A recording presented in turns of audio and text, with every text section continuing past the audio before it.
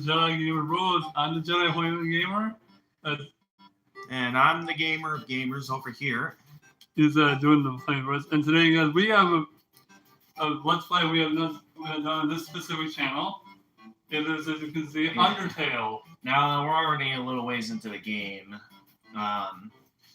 Mainly because I'm doing regular Let's Play videos of this particular playthrough on my channel. So this particular game is, if you're interested in seeing the regular Let's Play, you can check it out over on my channel. Yeah. Like, we got the recording set up and everything here on OBS. Like, you can see OBS right here, and I got the game right here. I do not plan on playing on full screen, because, one, I want to look at the recordings. Two, going full screen, I feel like it's just gonna mess with the recording. Let's try going full screen here. I think it was like F4 that puts it to full screen. All right. Yeah. I'm gonna click Alt-Tab. Well, I guess Alt-Tabbing out of the game allows me to adjust this to get it to better fit. So I guess it kind of works. Though I think, looking at it more carefully, I think, if I remember correctly, yeah, it has kind of that border on it. So I'll try to adjust this to better fit with the edge. Is like, what's it doing? Well, I don't want it centered that much, but at the same time... Yeah, let's not do full screen then. No, I think I got it to just partially fit. Nice. Yeah, okay, I think it fits. You can kind of notice the edging there, but I'd say I got it to fit. Because OBS doesn't want to get it perfect. I wanted to put in the effort to get it perfect here, but that means that, okay, we got it full screen. Everything's set. Yeah, video time. Good. Alright. Hey guys, gamers in the zone, and welcome back to another episode of Undertale. Once again, I'm here with a close friend of mine, The Jedi Hoyman Gamer. the Jedi Hoyman Gamer. Apologize if you couldn't hear him well, because I got the mic part of my headset here, so... We're also simultaneously live streaming this on my channel at the Yeah, if time you're we're wondering recording why he has his tripod set up over there, that's because he, at the time we're recording this, he also wanted to do a live stream of this on his channel. So if you're interested in seeing what kind of content he does over on his channel, be sure to check out the Jedi Hoyman Gamer. I'll be sure to leave a link to his channel in the description below. Actually, I can't stream on that channel. This is on the Jedi Gamer Bros. Oh, right, Jedi Gamer Bros, sorry. I'll leave a link to that channel. Just alright. Shall we continue on with the game, brother?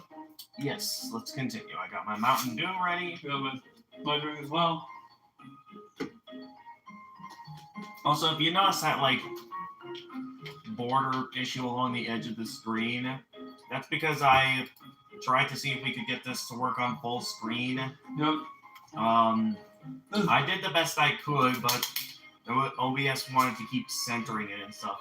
So I believe, if I remember correctly in the last episode, I think we had taken the time to check out all of what Snowden had to offer, if I remember correctly. Yes. It has been a while, so I might have forgotten, but I do think we had taken the time to check out all of Snowden.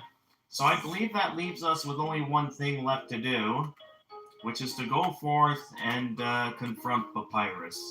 Oh, the music that Papyrus' music. Oh, excuse me, guys. Sorry about that. Yep, everyone's favorite skeleton, folks. Or second favorite if you prefer Sans over him. Yeah. Human! Allow me to tell you about some complex feelings. Feelings like the joy of finding another pasta lover, the admiration for another's puzzle-solving skills, the desire to have a cool, smart person think you are cool. These feelings, they must be what you are feeling right now. I can hardly imagine what it must be like to feel that way. After all, I am very great. I don't ever wonder What having lots of friends is? I sound like Doofenshmirtz from Phineas and Ferb. Yeah, you do. With that one. I pity you, a lot human. Worry not, you shall be lonely no longer. I, the great Papyrus, will be your... No, this is all wrong. I can't be your friend. You are human. I must capture you. Then I can fulfill my lifelong dream. Powerful, popular, prestigious. That's Papyrus, the newest member of the Royal Guard. Oh boy. We gotta deal with Papyrus, everyone. Alright, Papyrus blocks away. So Papyrus attack 20, defense 20, likes to say Nehehe. Nehehe. Just like the description has said. Yeah, exactly.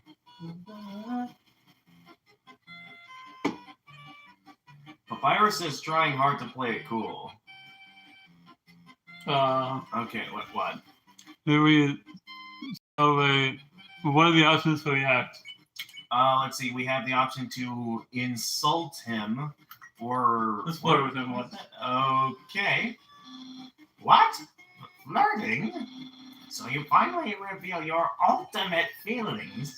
Well, I am a skeleton with very high standards. Have 0 redeeming Is it qualities. spaghetti? Or, I mean, we could try it. Do you want to go with that? Sure. Alright, let's say we can make spaghetti. Oh no! You're meeting all my standards! I guess this means I have to go on a date with you. Let's date later, after I capture you. You're gonna love this music. I mean, yeah, his theme is an absolute banger. I mean, lots of Undertale themes are absolute bangers, but Papyrus's theme in particular, it's something iconic, for sure. Okay, Papyrus is thinking about what to wear for his date. Alright, what do you think should be our next move? Huh. So we flirted with him. Let's try insulting. Insulting. What happened? How selfish! You want me to feel better about fighting you? I don't deserve such hospitality from you.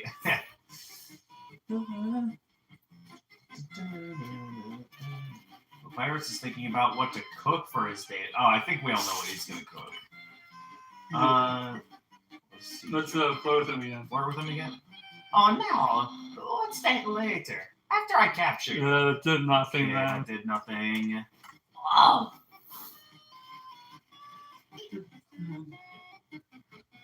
Papyrus dabs. Papyrus dabs some bone cologne behind his ear. Didn't even know there was such of a thing as that. Oh, John, the 3300 is here on the stream.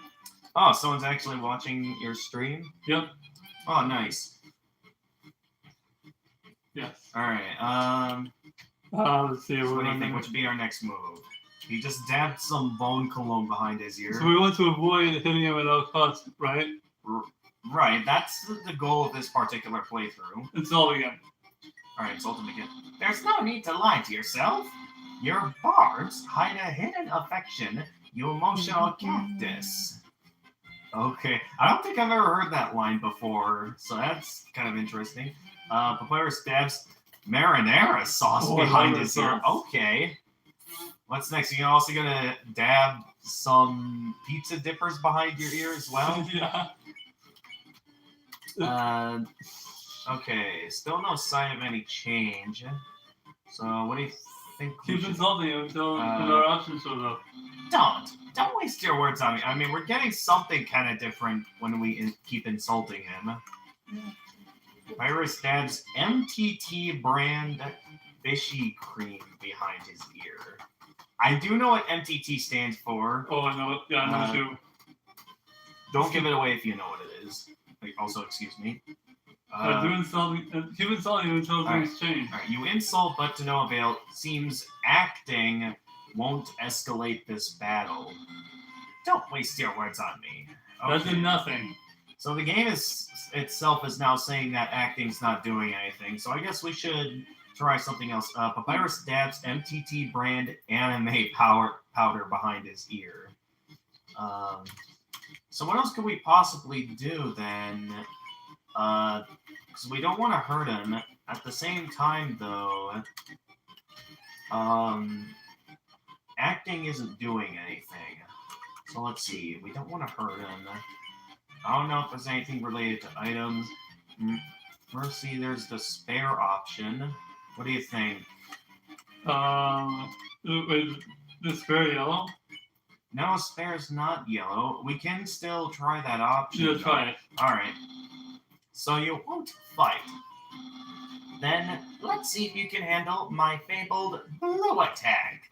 Oh, this is the attack Sansa's worrying about us. Remember, think of blue stop signs.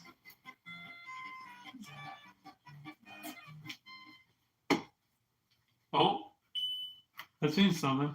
Uh-oh, what just happened? Oh, You're no. blue now. That's my attack. Oh, interesting. Oh, Sans no. never told us about this.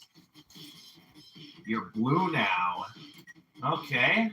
I mean, that took us somewhere, so I guess we try to keep sparing him. I wonder what I should wear. Ruby.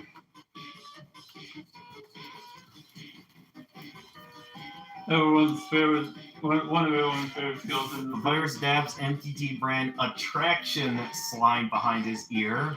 Okay. You spared him. What? I'm not thinking about that date thing. Oh, this is a better version of the song. Yeah, this is the one that's specifically titled Bone Trousel. Yeah, I watched music videos of that. Yeah, I mean, the Undertale community is large.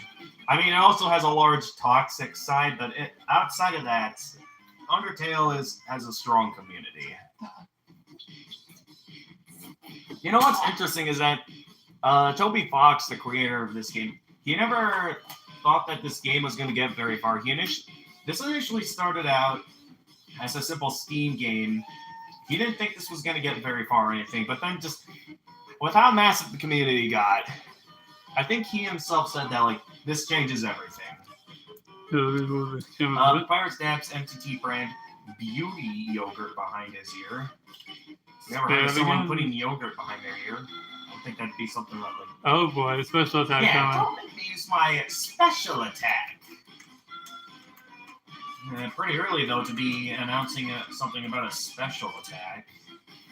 Papyrus realizes he doesn't have ears. The dialogue is changing too. Yeah, so I guess that means we're going somewhere. I can almost taste my future popularity.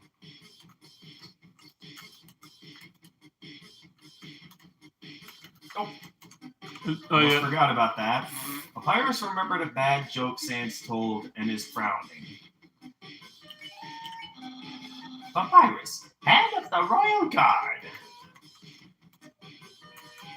Oh, that was John. Papyrus is trying hard to play it cool. Papyrus, unparalleled spaghettitor. Is that even a word, spaghettitor? Or is he just... I mean, technically that's more of a name than anything else. Papyrus is trying hard to play it cool. Undyne will be really proud of me. I think we might have heard of just barely not enough distance there.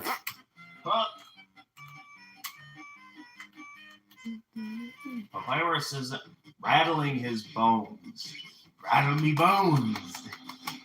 The king will trim a hedge in the shape of my smile.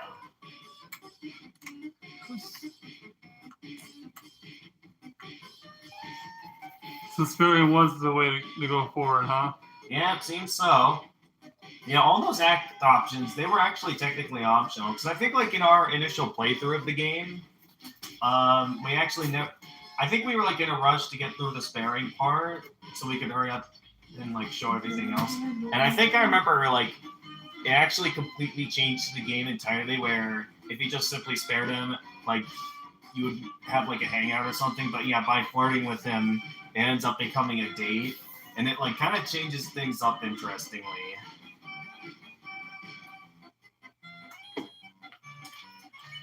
All right. My brother will. Well, he won't change very much. I got it now. Yeah, you got it. That was actually pretty good. Papyrus is cackling. I have lots of admirers, but what? That's the real question. Papyrus is trying to. Okay, description is becoming the same. Will anyone like me as sincerely as you? What, am I like the first in like a millennia to actually take the time to appreciate your puzzles? Papyrus is preparing a bone attack. Oh boy. Oh yes, that is very resourceful. Thank you very much, game, for telling me that. Like someone like you is really rare. Now am I rare? Is it because I'm human, or is it because of the fact that I claim to like your spaghetti or something in some way or form? Papyrus is rattling his bones. And dating might be kind of hard. yeah.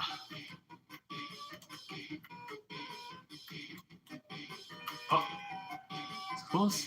Papyrus is rattling his bones. Still the same dialogue, man. After they're captured and sent away, Oh, excuse me. Nice. Papyrus is cackling. Who cares? Give up.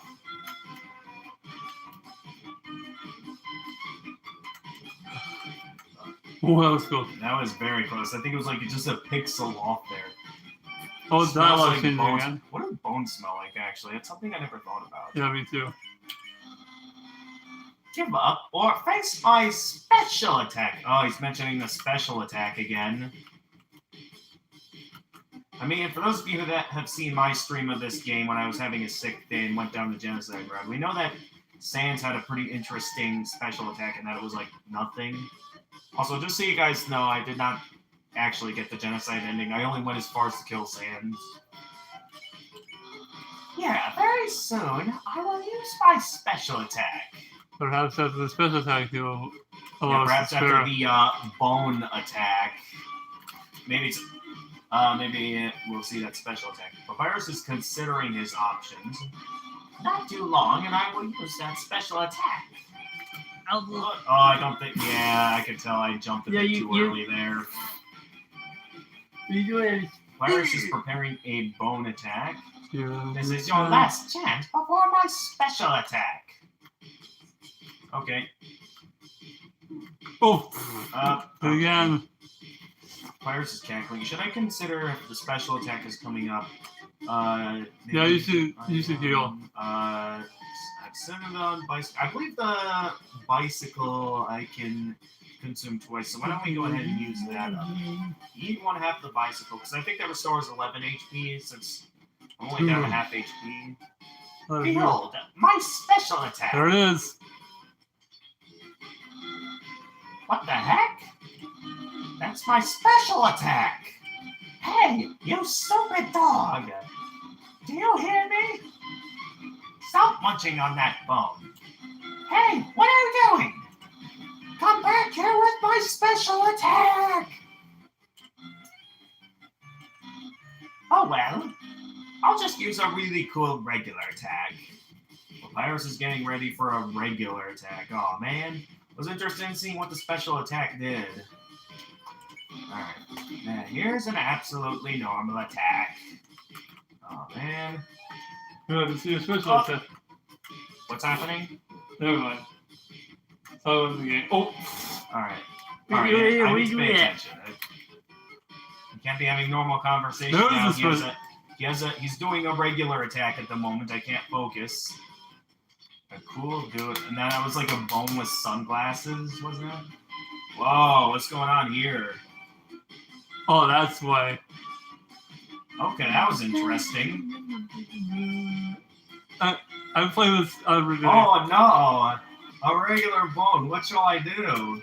Just jump over it, bud.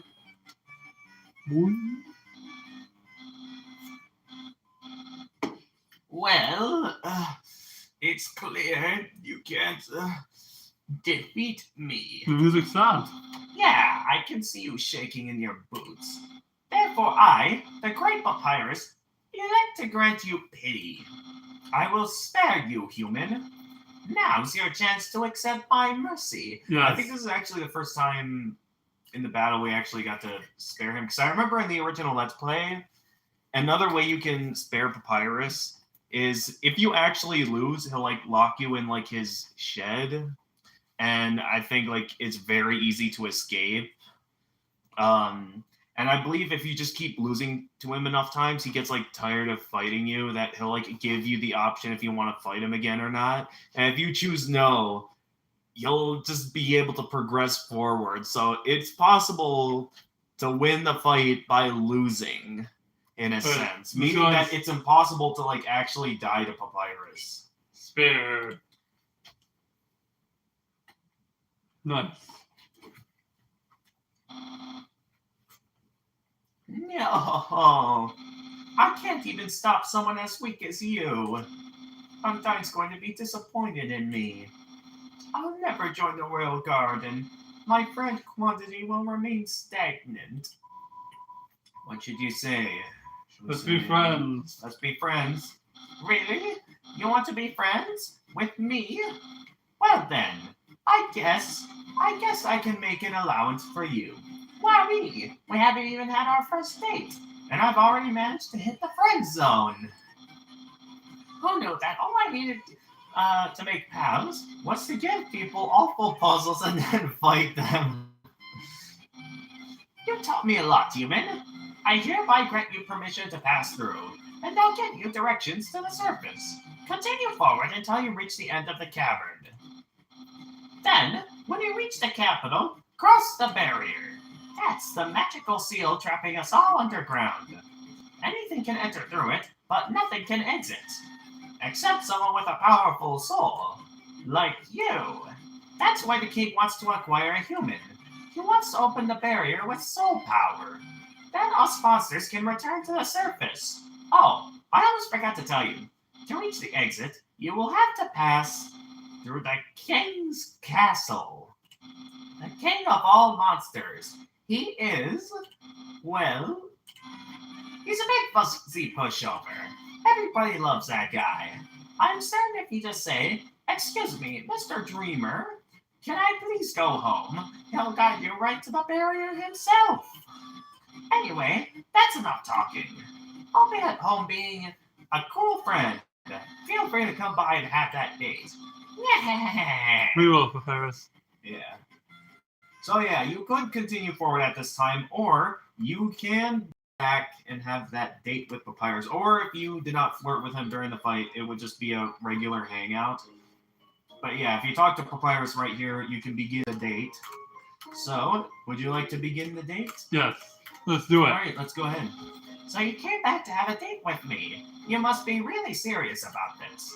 I'll have to take you someplace really special. A place I like to spend a lot of time. Well, I remember this from our original Let's Play. Oh, you do? Yeah. Alright, sounds good. Alright, let's see where he's taking us. Seems we're taking a nice walk across town. My house!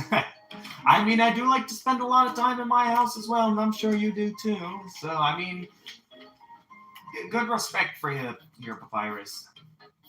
Alright, how's it going, buddy? Welcome to scenic my house. Enjoy and take your time. Alright, so we got a lot of stuff to check out over here. Let's see what we got over here. This is my brother's pet rock. He always forgets to feed it. As usual, I have to take responsibility. The rock is covered in sprinkles. Okay. We got the couch here. You touch the couch, it makes a jangling sound. You find a bunch of loose coins inside the couch. You got 20 gold. Oh, nice. It's a saggy old couch. What do we got going on over here?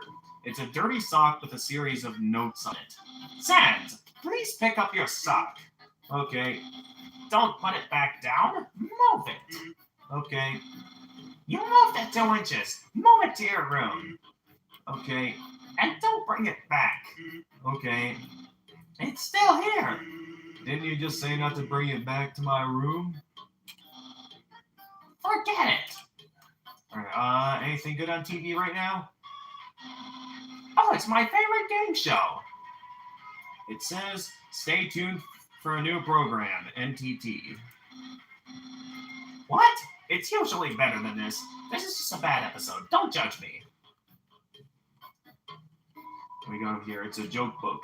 Take a look inside. You want to take a look inside the joke book? Sure, we can. Alright, inside the joke book was a quantum physics book. You look inside. Inside the quantum physics book was another joke book. You look inside. There's another quantum physics book. You decide to stop. I was interested in seeing what was inside the quantum physics book. Come on. Alright, looks like we got the kitchen in here. That's the trash can. Feel free to visit it anytime. Okay. What do we got up here? My brother always goes out to eat, but recently he tried baking something. It was like a quiche, but filled with a sugary, non-egg substance. How absurd. Yeah, it is Okay, what's absurd. going on in there? There's an empty pie tin inside the stove. Don't they mean oven? Because technically the stove is like the top of the oven area that you do stuff on top of. Usually the oven is like what you put stuff inside. I'm not sure if that was just a mistake there or... Also, the fact that Sans cooked something here and there's an empty pie tin inside the stove, there is actually significance story-wise as to what that entails.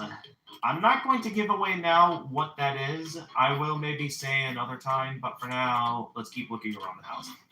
Aha! Interested in my food museum? Please, pursue my culinary art show.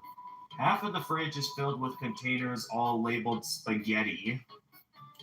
The other half contains nothing but an empty bag of chips. Oh, thanks. This is a pretty tall thing. I'm pretty sure logically, with it going above like the walls there, doesn't that mean it should be like going through the ceiling there? So that's a pretty tall sink. Impressed? I increased the height of my sink.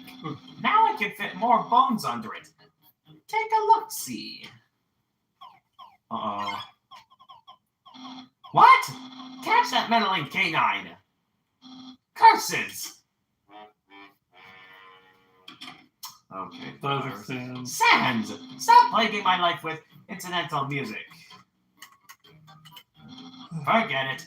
An interesting detail is that while you can only interact with the now opened sink, I believe that when this game was ported to consoles, I think in the PS4 version of this game, what you could actually go in here and there'd be like this like dog shrine where you could just donate a tedious amount of gold, except like you keep dropping in one gold at a time or something. Maybe I can show you off stream and stuff, like a YouTube video on that or something. Sure, that'd be great. And then what's also interesting is that in the Nintendo Switch version, when it got ported to the Switch, I think like the shrine in here was like taken down and replaced with a door that could only be opened by like going like opposite directions with the two Joy-Cons.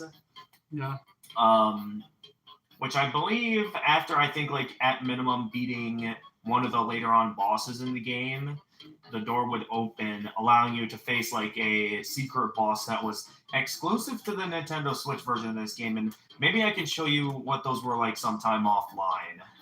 Sure. Also, a neat little secret that you can do here, if you notice how Pyrus walks around to see your view of the kitchen. If you keep getting him to go back and forth, I believe something can happen where I believe it start mixing like a dinging sound or something.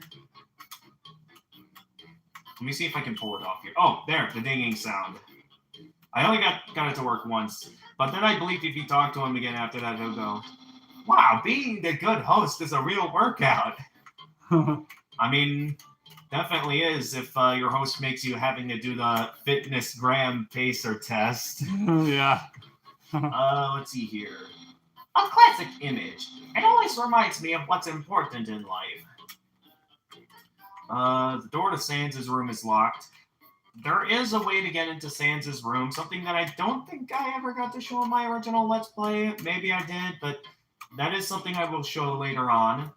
But I believe I've showed everything there is to show in here, so let's go ahead and get a move on. That's my room. If you've finished looking around, we could go in and do whatever people do when they date. Go inside. Yes. Alright, let's see what we got here. So, if you've seen everything, do you want to start the date? Begin the date? Yes. Oh, wait. We didn't get the chance to check out the room yet. Do you want to check out the room first, or do you want to just start the date? Let's just start the date. Alright. I guess I can show you the room afterwards. Okay, Sure. dating start. Dating start. Here we are, on our date.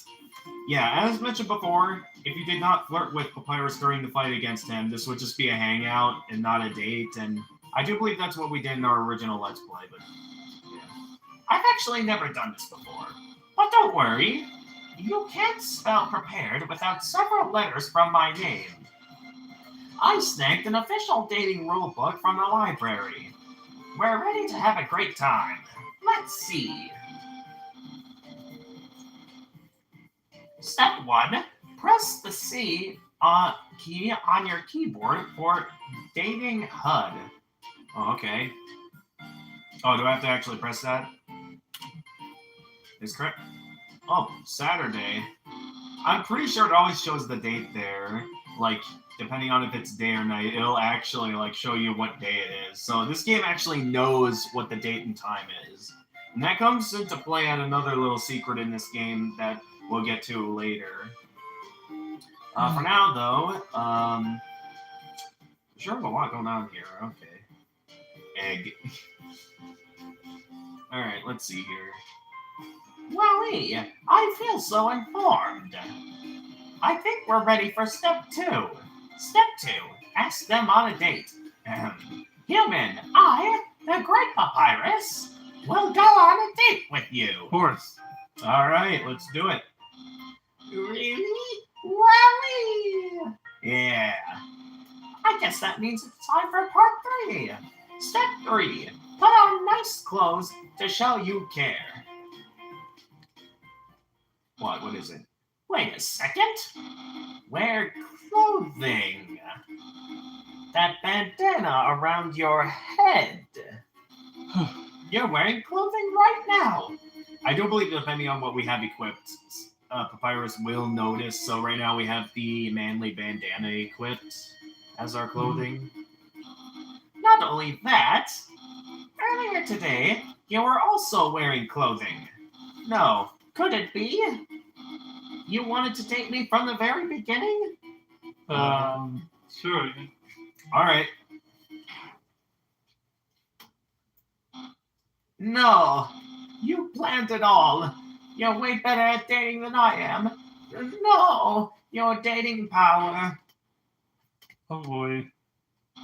Yeah. Don't think you've bested me yet. I, the Great Papyrus, have never been beaten at dating, and I never will. I can easily keep up with you. You see, I, too, can wear clothing. In fact, I always wear my special clothes underneath my regular clothes, just in case somebody happens to ask me on a date. Behold. What do you got? Yeah, what do you think of my secret style? This is love. I love it? Alright. No, a genuine compliment. However, you don't truly understand the hidden power of this outfit. Therefore, what you just said is invalid. I mean, technically not, because even if it is invalid, even if, like, we don't know the hidden power, it's still a really nice outfit, buddy. This date won't escalate any further unless you find my secret. But that won't happen. Move and inspect with Z. Alright, so we gotta inspect the different parts of his outfit to figure out the hidden power. Where do you want to look first here? Let's see here. We got shoes, we got his legs, shorts, the cool dude shirt, basketball shoulder pads, nice looking hands, his head, hat. Where do you want to Let's start with the shirts. start with the shirt? This shirt didn't originally say cool, but I improved it. Expert tip. All clothing articles can be improved this way. I mean, that's a pretty good screen printing, I will say. As someone that has taken a screen printing class back in high school, I haven't printed a couple of designs on some screen printing shirts. Why don't I, well, actually, I think one of them is currently in my dirty clothes, so I probably won't be able to show them right now. But Lucas is in the chat too. Huh? He's another chat member. Alright, so cool dude doesn't seem to have the hidden power. Neat detail, the fact that he put that on himself, but it's not the hidden power. So where else would you like to inspect? We got basketball shoulder pads, we got a hat, shorts. Is this a hat? Let's try the hat. My hat. My hat. My hat! Yeah! Well then, you found my secret. There we go. Alright, we found it, folks. I suppose I have no choice. It's a present. A present just for you. Sure, let's open it. Open it? Alright. Do you know what this is? So what do you think it is?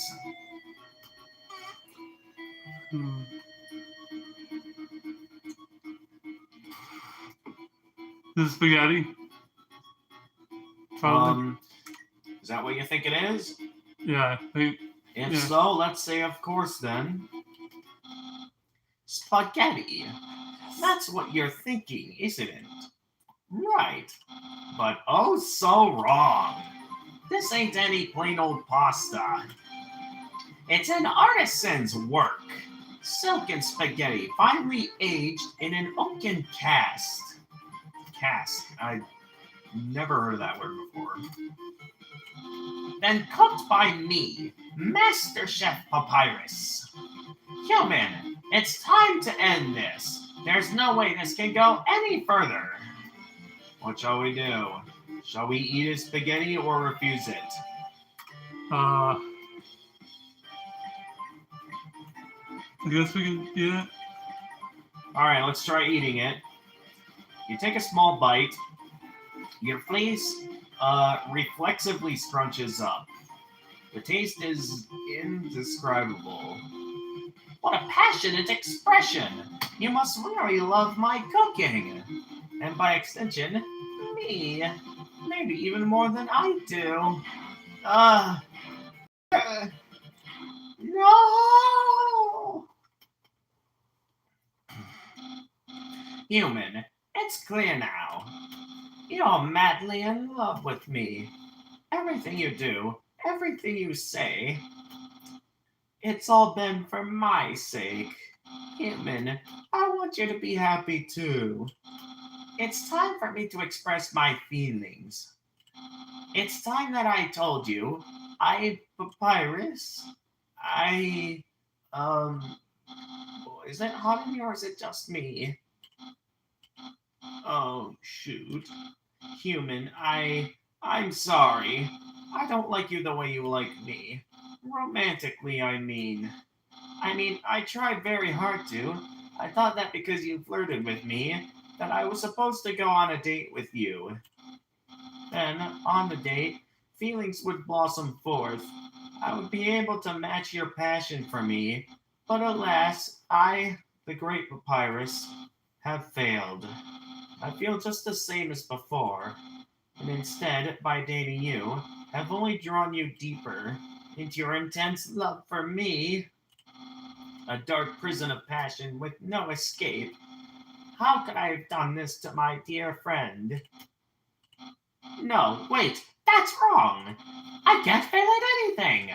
Human, I'll help you through these trying times. I'll keep being your cool friend, and act like this all never happened. After all, you are very great. It would be tragic to lose your friendship. So please, don't cry because I won't kiss you. Because I don't even have lips. Right. And hey, someday you'll find someone as great as me. Well, no, that's not true. But I'll help you settle for second best.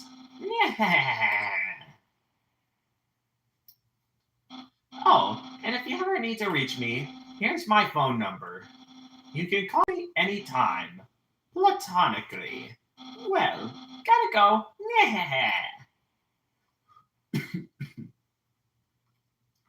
Alright, we never really got the chance to check out the room. Now, unfortunately, I don't think we're able to get the descriptions that Papyrus gives us before reading these, but we're gonna box of bones. I think you would like say that these are like attacks he uses on you. The attacks he uses on you during the fight. And then his computer. The computer's internet browser is open to a social media site. I think you would mention that like he's like really popular on the internet, but at the same time, there's like a troll out there somewhere that keeps like plaguing him with, I think, bad jokes or something. Look in the closets. Would you like to look in the closet? Sure. All right. Clothes are hung up neatly inside. Okay. The bookshelf is filled with complex tomes about puzzle creation and children's books. It's a beat up pirate flag. An interesting details. I think you would mention that like this is something that was picked up from the surface, and like it led to Papyrus to believe that like skeletons evolved from humans. I think. Action figures of many sexy robots. Okay. And then it's a race car bed, neatly made. I'm not sure if like you've ever grown up with a race car bed at all. I don't know if like this is something that like a lot of people. I'm sure there's probably those kids out there that is really into racing, that they really enjoy these kind of race car beds. But I remember, I think Papyrus would say that he'd be interested in like driving this out on the road sometime, from what I remember. All right, let me quick see how long this episode's been so far. About 40 minutes. I mean, we could keep it going for a little bit longer. I guess there's one more thing we could do before we move forward. Oh, so I just got a phone notification, probably for something not important at the moment. Interesting how it still has this effect right here, even after beating Papyrus, because normally this effect like would go away within that one moment that we had beaten Papyrus. Oh yeah. Oh wait. Actually, I think what I want to do is something I'll be saving for next episode. Because we now have Papyrus's phone number. There's a lot that I want to show with Papyrus's phone number. First things first, though, one last thing I want to show over here before we end the episode. Yo, are you sneaking out to see her too? Awesome. She's the coolest, right? I want to be just like her when I grow up. Hey, don't tell my parents I'm here. Okay, I'm ready when you are. What do we got over here? This is an echo flower. It repeats the last thing it heard over and over. This is an echo flower that repeats the last thing it heard over and over. Neat, huh? Neat, huh? Nice. The sound of rushing water fills you with determination. Alright, this is the waterfall checkpoint. Hey, how's it going, Sans? What? Haven't you seen a guy with 2 jobs before? Fortunately, 2 jobs means twice as many legally required breaks. I'm going to Grillby's. Want to come? What do you think? Shall we go to Grillby's with him? Sure. Let's go. Yeah. Alright. Well, if you insist, I'll pry myself away from work. Over here. I know a shortcut. Fast shortcut, huh? I guess that was. Hey, everyone. Hey, Sans. Hi, Sans. Greetings, Sans. Hi, Santy. Hey, Sans. Weren't you just here for breakfast a few minutes ago? Nah, I haven't had breakfast in at least half an hour. You must be thinking of brunch. Here, get comfy. Whoops. Watch where you sit down. Sometimes weirdos put whoopee cushions on the seats. Oh, okay. Anyway, let's order. What do you want? Do we want fries or burger?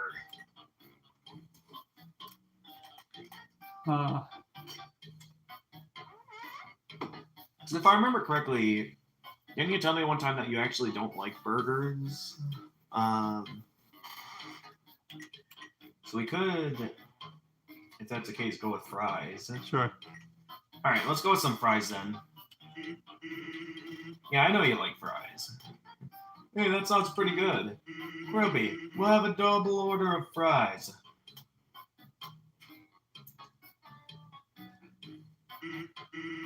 So, what do you think? Of my brother. What do you think? Let's go full. Go with cool? Of course he's cool. He'd be cool too if you wore that outfit every day. He'd only take that thing off if he absolutely had to. Oh well, at least he washes it. And by that I mean he wears it in the shower. Okay. Here comes the grub. Want some ketchup? What do you think? You don't really like ketchup with your fries? Alright, let's have some ketchup with our fries. Bon appetit. Yeah, bon appetit. I think that's what they were going for. You tip the ketchup. The cap falls off and the ketchup in the bottle pours onto your food. Oh, yikes, that's a lot of ketchup. Whoops. Forget about it. You can have mine. Are you sure, buddy? I'm not hungry anyway. You sure?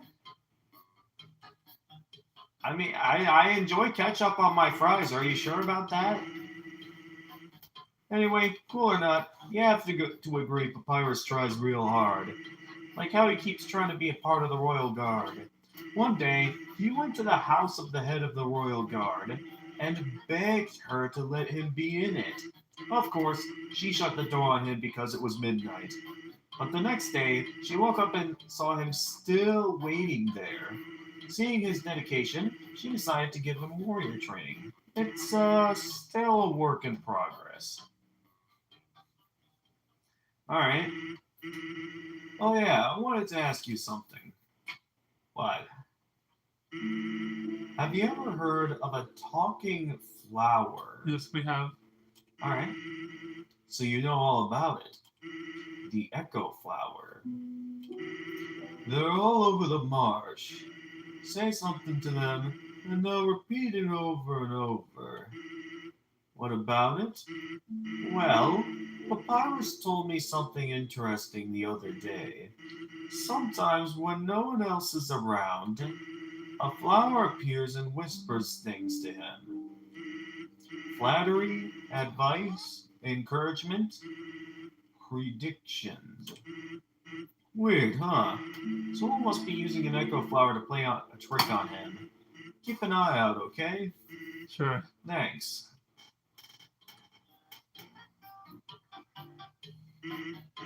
Oh, that was a long break.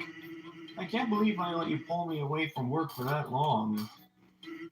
Oh, by the way, I'm flat broke. Can you foot the bill? It's just 10,000 gold.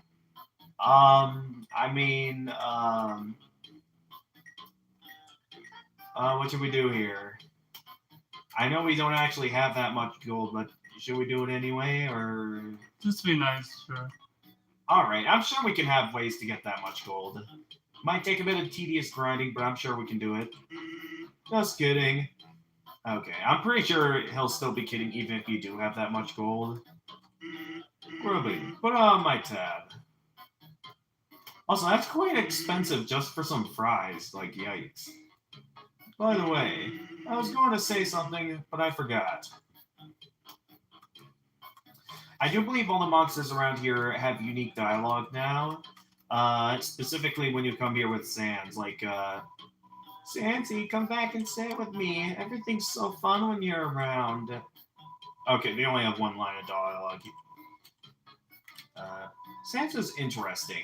He has told me all about all kinds of incredible foods, but despite his knowledge, he always orders the worst burger off the menu. An interesting thing about that, I remember on a little mini vacation drive I was having with my brother and sister, I remember my brother telling me that sometimes if you were to go to like a fairly like basic like bar and grill, like something that looks like a simple local thing, and like you just order a burger there, apparently it'll be like the best burger you'll ever have. Apparently, that's something my brother told me, and apparently, I mean, I've never tried it since I don't normally go to bars since I don't drink, but yeah, okay, jukebox is still broken. The capitalist, okay, this guy has the same thing to say here. So, okay, so he mentions nothing about Sans' presence in the room. We can't sit back down. How's it going, Grimly? Grimsby said that your food is probably cold by now. Yeah, we didn't even eat the food at all during that entire conversation. Like, we were just talking the whole time. We didn't even eat anything.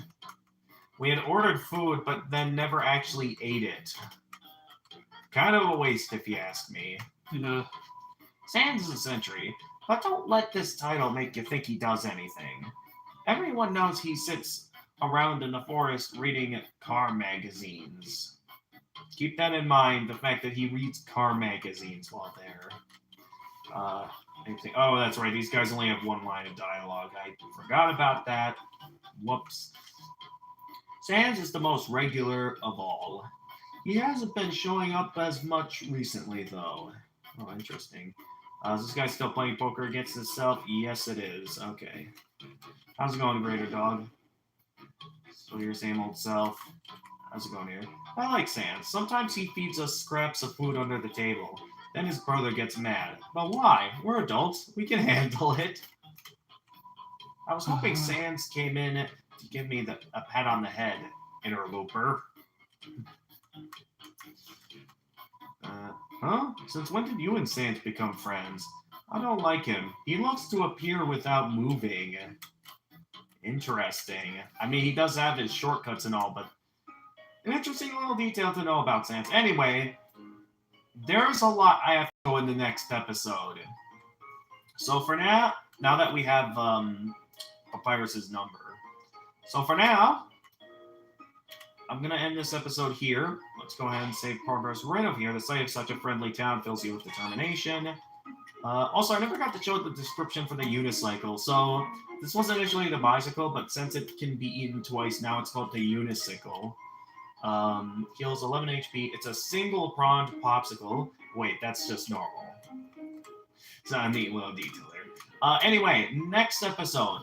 I have a lot to show in terms of the fact that you can now call Papyrus.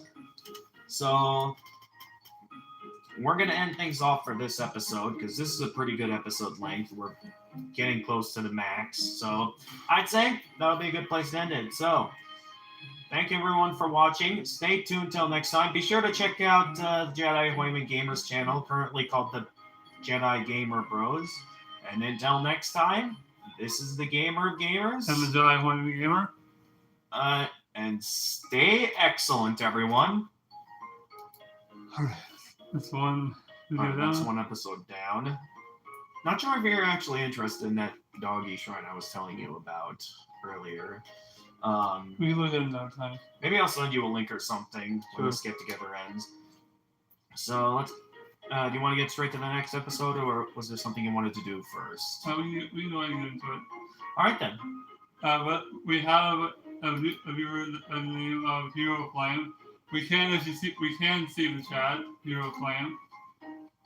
We're doing well. Yeah, we're mainly just a bit focused on the game at the moment because you're maybe confused with how we're doing this, and with how we're doing this, I'm like recording videos specifically for my channel. It was specifically Jedi Hoyman Gamer here that wanted to do a live stream of these recordings. Yeah. Yeah, so if you're interested in checking out the proper recordings or something, like, feel free to check out my channel, Gamer of Gamers.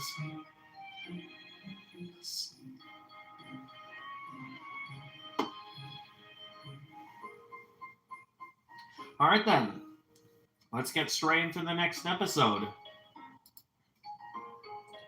Hey guys, Gamer of Gamers in the zone, and welcome to another episode of Undertale. Once again, I'm here with my best buddy, The Jedi Hoyman Gamer. the Jedi Hoyman Gamer. And this episode's going to start off a little bit interesting because I have a lot to show. In the last episode, we fought Papyrus, went on a date with him, and hung out with his brother Sans. Spent a lot of time with our good old Skella bros. And now we have the option to call Papyrus.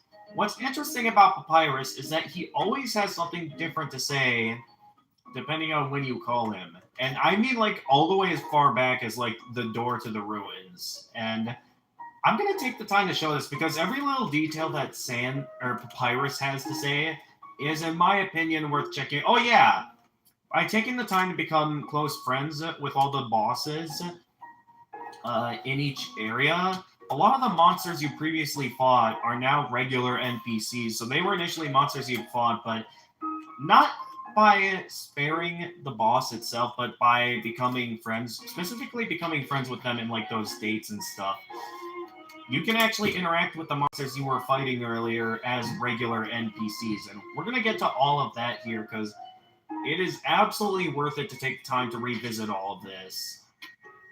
So we're going as far back as the door to the ruins, and I'm going to show all the different unique conversations you can have with Papyrus.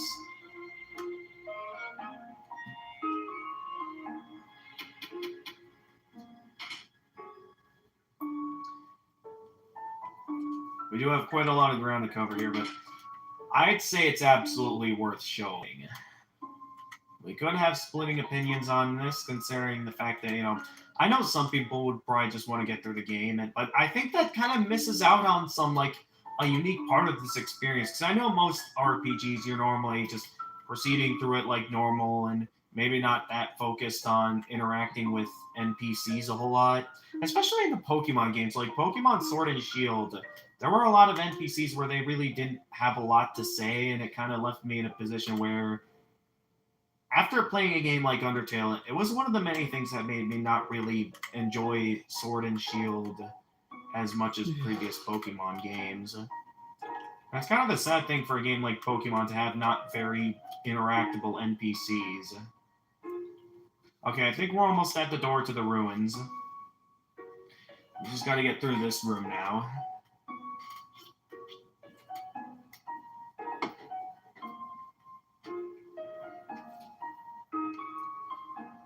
Just a little bit farther.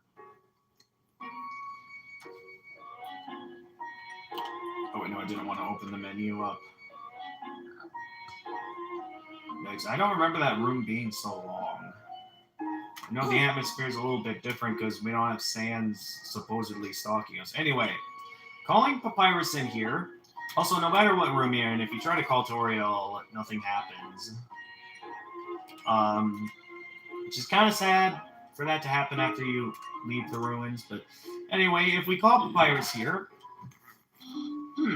the strange door in the woods. Actually, my brother spends a lot of time here. What's he doing? I've got to keep him on the straight and narrow. So that's an interesting detail. He always comes back here to this door in the ruins. Despite the fact that from this side, usually the door is always kept locked. Alright, going into this room. This is where my brother is supposed to patrol. But every time I show up, he's slacking off. It's a good thing I spotted you first. I'm sure you would have made a weird impression. Even though we met Sans first before Papyrus. Mm-hmm. Yeah, because if you remember, this was the room where Sans was kind of on the patrol and where he saw us walking through. And then this is where we met him, and he mentioned that the bars are too wide to prevent anyone from getting through, and then had us hide behind the conveniently shaped lamp. Then we got this room here. What? Are you lost? You should try calling someone for help. Oh yeah, this room. It's too cold to swim in the river unless you have a waterproof sweater. Oh, just some dude walking. Oh, wait a minute. I forget. Did he have the second thing to say as well? I forget. Let me double check here. It's just a... Oh, yeah, he does have a second thing to say. I had completely forgotten about that. It's been a bit too long since the last time I played this game.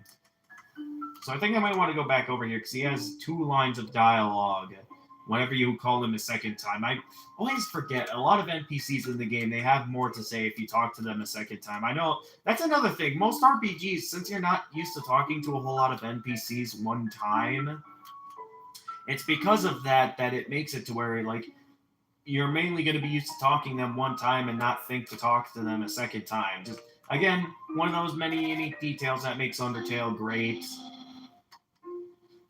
Okay, so we read this line already. I'm on the straight and narrow, and then we call him again. Are you still around that door? Oh no, my brother's a bad influence. Alright, so calling him over here. This is where my brother's supposed to patrol. Every time I show up, he's slacking off. It's a good thing I spotted you first. I'm sure he would have made a weird impression.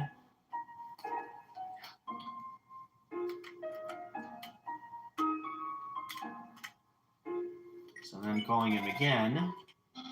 If he's not around, he won't come back. Wait, what? That's just the way he functions. Wait a minute. I just realized. Okay, that's an interesting little detail because normally in a lot of locations that Sans arrives at throughout the game, usually after you make a certain amount of progress in the game, he does technically not come back. And I'll give some good examples later on in the game, but that's a neat little detail that I never even noticed. Again, I'm glad I took the time to do this. What? Are you lost? Try calling someone for help. Huh? Why are you calling me? For help? Oh, hey, how's it going, Snowdrake? I ran away from home. Why? Because my father was so cold to me. What? It's a joke. Laugh at it. I really don't. I don't care if he doesn't like my jokes. Alright, pirates. Yeah, impressed? Not only am I great at puzzles, but I'm also an esteemed architect. Oh, because of this supposed sentry station. I forget, was there something new in the cardboard box after being Papyrus? I thought there was. I know there is, like, when you finish the game and stuff. Let me look here. Yeah, who could have built this? Very famous royal guardsman. So I thought he occasionally posts updates here. Okay, no, he doesn't have an update posted yet. My brother helped me find the box. Oh, so it is just a box. Absolutely. Oh, we already read this. What happens when we interact with this? Note is written very oddly, as if the paper was moving while it was written. It says, out to lunch. Oh, because the dog at this station can only see moving things. We call Papyrus here the Station of Doggo. He has the amazing power to see things when they move. Okay, maybe it's not an amazing power. Doggo's not home. Yeah, because he's currently at Grillby's, as we had seen earlier in the last episode. Calling Papyrus here. Careful, the ice is slippery, but if you slide on the ice, no one will attack you. No one wants to pratfall during a cool technique. It's actually kind of interesting, because when you pay attention, you usually don't encounter monsters when slipping on the ice. I like that little story detail, and that's the reason why monsters don't attack you when you're on the ice. Let's see here. I'm cold out of things to say. Okay, in this room, maybe. Hey, how's it going, buddy? How am I doing? By I mean the piece of me I gave you. Okay, you have no additional dialogue. I do believe we still have the snowman. Yeah, we still have the snowman piece in our inventory. That's the good news. Calling Papyrus in here. It must be tough being a snowman. Try to be nice to people made of strange materials. Okay. Is that snowman still there? Well, yeah, that's the whole reason why I got a piece from it, is because it can't move. Because it's a snowman. Ah, yes, the infamous invisible electricity maze. Oh, the electric maze. That sure was fun, except for when I got shocked. Yes, that was kind of sad. Disappointing, but I turned off the electricity. I mean, technically it was the orb that we had to hold in order to get shocked by the invisible maze. So I'm not sure if he has that orb stored somewhere or something, but yeah, technically without the orb, you can't really get shocked in the maze. Oh, yes, this little thing again, where if we played golf here, depending on how quickly we got it to the end, we could get some gold out of this. If I remember correctly. What do we get? We got blue. Okay, hopping and twirling, your original style pulled through. Awarded 2 gold. What does Papyrus think here? The famous Snowden Snowball game. Faster completion, it gives different prizes. Where does some money come from? The snowball tax, of course. A snowball tax. What? You've never heard of a snowball tax? The surface world must be a paradise. I mean, if you consider a lot of the other taxes out there, maybe not. So this interesting detail here is that this particular Snowdrake has sunglasses. This was something that I think is a monster you can only fight in the genocide route named Cool Drake, where if you had killed Snowdrake, I believe you would encounter Cool Drake instead, where it would say that he's like looking for his lost brother. God. Us teens rule these woods with a smaller than adult fist.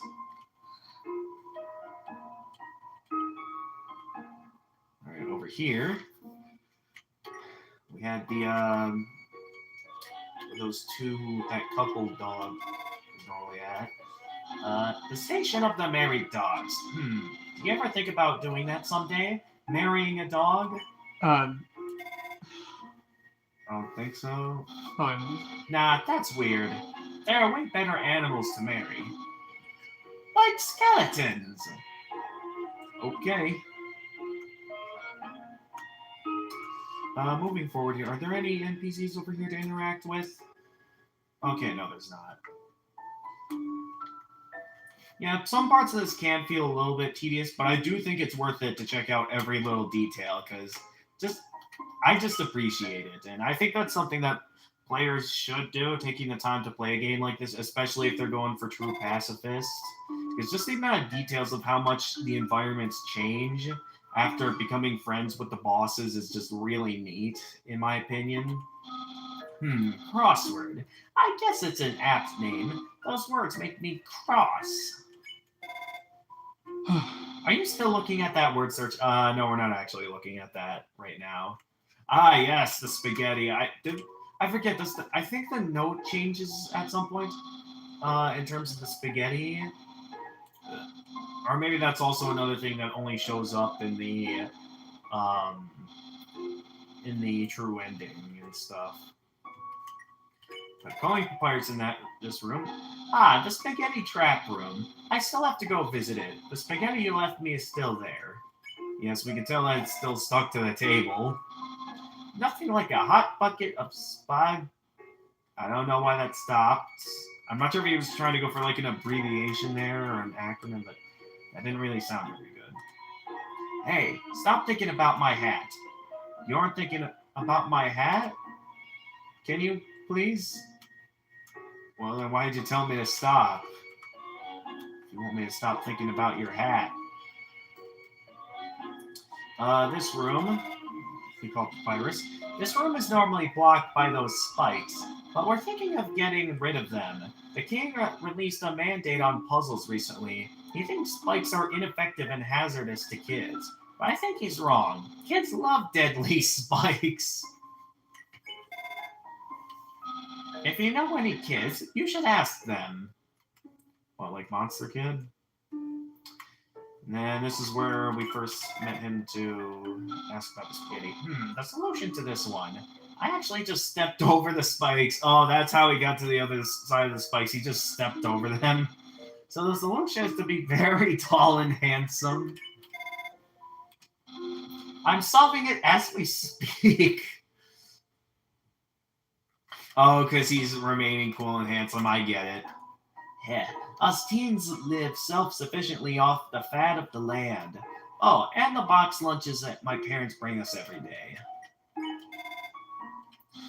Oh, this puzzle. You figured it out so easily. That was very papyrus of you. Oh yeah, the one where he adjusted the snow to make it look like his smile. Talking on the phone. How papyrus of you. Ah yeah, the color tile maze. Oh, the puzzle that Dr. Alfie's made. I had to ask Undyne to ask her to make one. I only follow her online. I'm not really friends with her yet. Okay. Someday I'll impress her with my huge biceps. That's a good way to make friends. Yeah. Okay, man. Oh, it's interesting. Before we saw Lesser Dog making something here. Seems like the base of a snow dog. Does this guy have something new to say about that, or a dog from earlier? It's at Grillby's, I think. After work, all of the dogs go there to play cards together, but that dog doesn't really know how to express itself, so it ends up playing alone instead of introducing itself to the others. Oh, that's why it's always playing poker against itself and somehow losing. What's Papyrus got to say here? The station of Lesser Dog. This dog loves to be pet. That's its defining personality trait. Wait, why are they a royal guard and not me? I love to be pet too. Really? I mean, there was never the option to pet you during your fight in the act menu, so that's interesting. It's all just pupillarity contest. I'm not entirely sure what that word. Lots of words I don't recognize because I don't think to call twice on the phone regularly.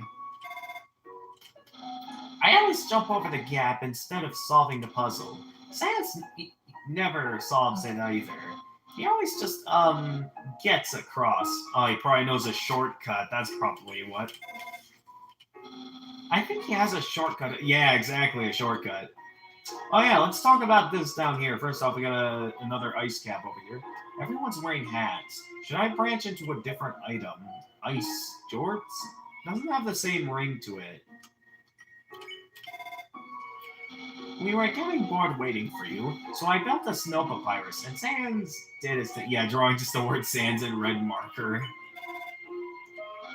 Actually, it's one of his better lumps. That's one of his better ones? Okay. Alright, we already did this puzzle, so we can get a move on over here. Interesting how they're able to just jump over that. They're somehow able to jump while flipping on the ice. Interesting. Oh yeah, it was like Gift Trot, I think this thing was called. I've heard there's a local tradition based off my own suffering. Oh yeah, the thing with like what they were doing back in town. That's right. Gift Trot lives near there. They like gifts. Don't worry if you can't afford something nice. It's the thought that counts. So imagine you have a lot of money. What do we got going on over here? My signal is getting weak. Looks like the phone won't work past there. So there's no reason to go further. Hello? Yeah, if you go in this room and try and call him, yeah, hey, there's no signal in this area, nor in Doggo's room. So yeah, oh wait, no, not Doggo's room, the annoying dog's room. There is a character named Doggo, I forgot about that. That's not Doggo's room. We all live in the woods, so no one can tell us what to do, but now everyone ignores us. I don't want freedom if it means no one's gonna pay attention to me. The station of Greater Dog. He looks a bit like a certain dog I don't like, but Greater Dog doesn't collect anything. He's only a kleptomaniac for affection. He's amassed a large collection of hugs and pets. Okay, this is probably one of my favorite reasons right in this room to call Papyrus. Right here, listen to this. This bridge looks dangerous, but it's very stable. In fact, it's just a rock formation I painted over. I think it looks more dramatic that way. So, this bridge right here actually is not a basic wooden rickety bridge. It's actually an entire rock formation that you painted to look like a wooden rickety bridge. A neat detail that you don't get if you don't take the time to call him in these rooms. I added the rug too. Oh yeah, and the rugs. But yeah, really neat details that, in my opinion, are absolutely worth checking out. Snowden, home of Papyrus. That's the slogan, right? Oh yeah, another neat little detail. Let's shortcut over to Papyrus's house here. If you call in front of... Oh wait, no, Papyrus isn't here yet. That's right. I think that's later. I'm petitioning to change the slogan.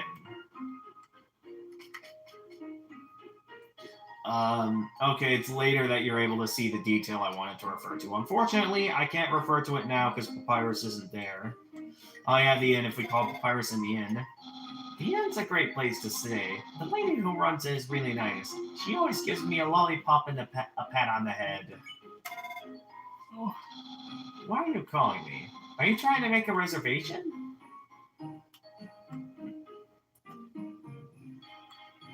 Okay, we're almost about to make forward progress. Don't worry, we're almost there. I wanted to take the time to show all these phone calls because the game offers it and offers some really nice informal details from time to time, so I find them absolutely worth showing off. Grillby's. It's dark and full of grease. Purgatory of fries, hamburger abyss. Anyway, my brother practically lives there. I'm not coming to Grillby's. I wonder what Sans would think going to someplace like an arcade bar. Those places are actually quite fun. They have a lot of classic arcade games and other stuff. Oh yeah. This. That furry person throws ice all day. Nobody knows where it goes. So yeah, this guy over here throwing the ice into the river here. There is, if you pay attention throughout the game, there are times you'll see that ice going down the river. And there is, I believe, a place that they end up. And I think Papyrus says it right here. Hypnotizing, isn't it? No, I think it's later on when someone else comes in.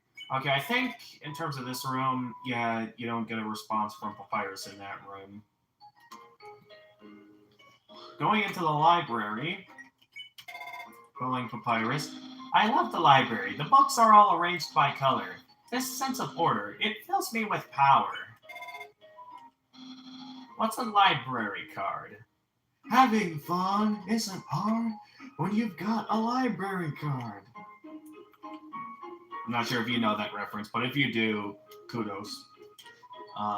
There's also a secret back door into Sans and Papyrus's house that's locked. There is a way to get your hands on the key to that, but it's going to be a while until we get to that. We cannot go into the shed from the outside. The only way to get in here is by losing to Papyrus, and obviously we already beat him, so we can't really do that anymore. Calling Papyrus in his house. You're in my house. Good choice. Though I guess it's technically Sans' house too. But I prefer to not to discuss his part of it. His room it's like another world. A world where they don't know how to vacuum. Oh dear. I wonder what kind of room is in there. I mean, something's going on with that rainbow fire coming out of the room, so something must be going on in there, whatever it is. What else is going on here? You're best staying away from that strange place. Alright. Calling him in his own room. What? I thought you had gotten out of my room. We're going to have to start over. Oh, yeah, I think this is something I forgot to do, but I believe if you call him immediately after he gives you his number, like when the dating ends in his room, I think he'll, like, go through some process of trying to get you to, like, leave the room or something. First, do you know who Papyrus is? Do I know who Papyrus is? Alright, so I think we're about at the point where we can finally go ahead and move on forward. Yeah. Though I am still going to call him in every room, because it offers neat details, in my opinion. This is where I tried to capture you. What a terrible memory. Oh, nothing else to say the second time? Okay.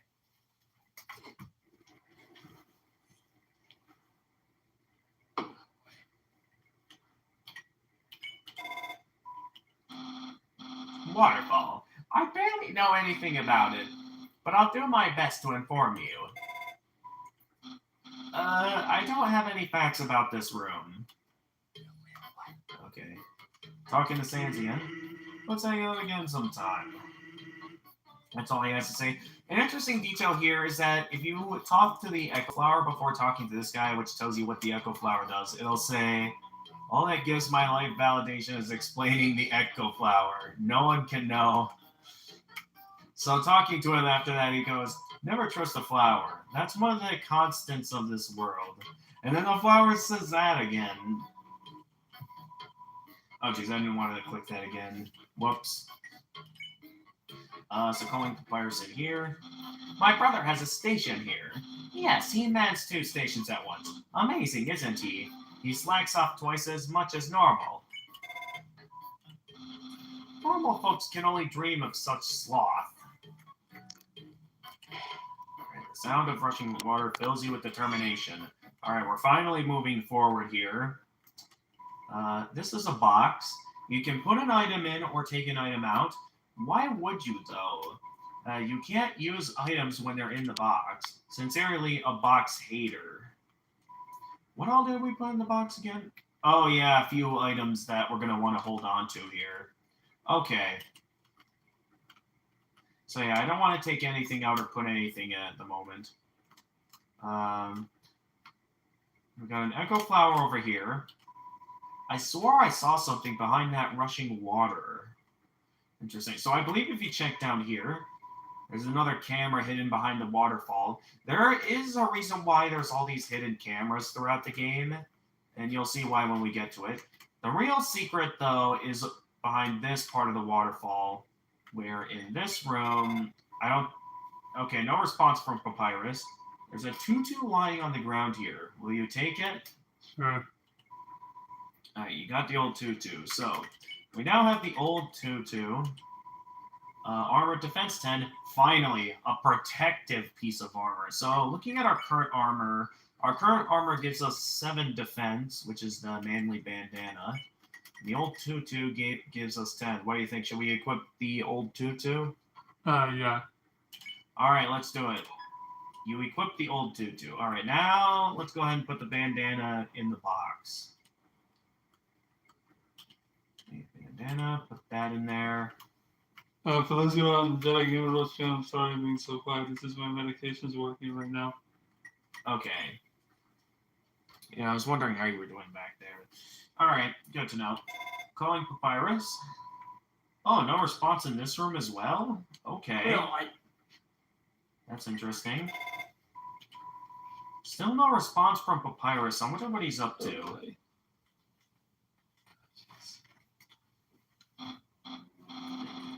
Hi, Undyne. I'm here with my daily report. Regarding that human I called you about earlier.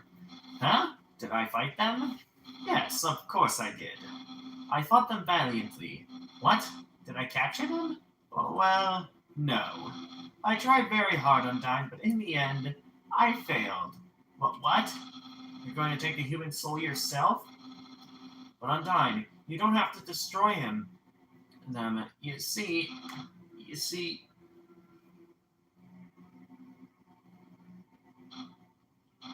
I understand. I'll help you in any way I can. Alright. Moving forward. Oh! Okay. Looks like we got her attention. So yeah, this is Undyne. As mentioned by Papyrus, she's the captain of the Royal Guard.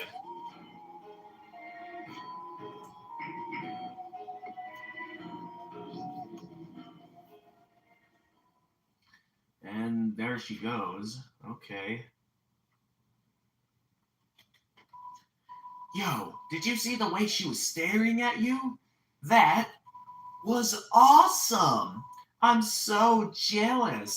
What'd you do to get her attention? Haha.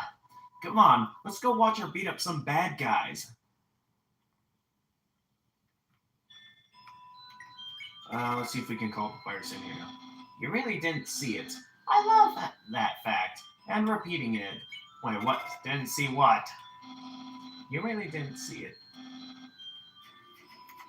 What did I not see, Papyrus? What's going on here? Okay, does that mean now he has something to say in this room? Now that interaction is over? Rocks, there must be one of Undyne's ingenious puzzles. You'd better be careful. Okay. Now does he say something in this room, or... Okay, still no response in this room. Oh wait, does he... did I even take the time to read the second thing? I don't think I did. Better be careful. Be wary of rocks. Alright, I'll be sure to be wary of rocks. A feeling of dread hangs over you, but you stay determined. Alright, we're now in the hallway. When 4 bridge seeds align in the water, they will sprout. So we're taking the time to do that. That is something that happens here, where aligning the bridge seeds will open the way forward. Falling papyrus in this room. A branch grows if you align 4 bridge seeds, but that's sort of limited in usefulness. Why don't we have airplane seeds? Good question. Or phones that can turn into jetpacks. This game and its details, man. Oh, we got a new monster. Aaron flexes in. Alright, Aaron, attack 24, defense 12. This seahorse has a lot of HP, which in this case stands for horsepower. All of his attacks are harder to dodge at the bottom of the box. Check all you want. Okay, so apparently, according to the description, the lower we are in this box, the harder it's going to be to dodge his projectiles. Smells like an underwater barnyard. Okay. Let's see here. We can either shoo him or flex. What do you think we should do? I say we flex first. Flex first? Okay. You flex. Aaron flexes twice as hard. Attack increases for you too. Flexing contest? Okay, flex more. Alright.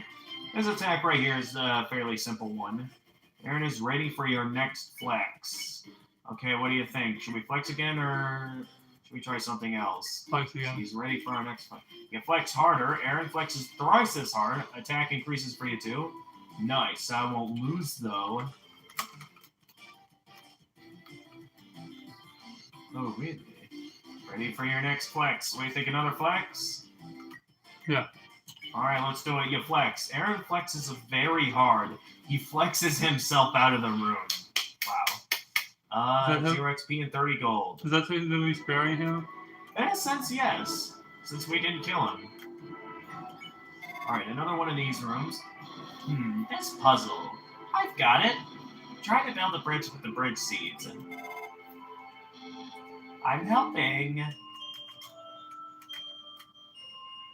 Alright, so now we have another puzzle down here. Let's see what that sign down there says. We also have this sign here that says, if an error is made, the bell blossom can call bridge seeds back to where they started. So that's basically using that bell to restart the puzzle, should we ever fail. So let's see what this sign over here says. So there's quite a bit we can find in this room. Congratulations! You failed the puzzle.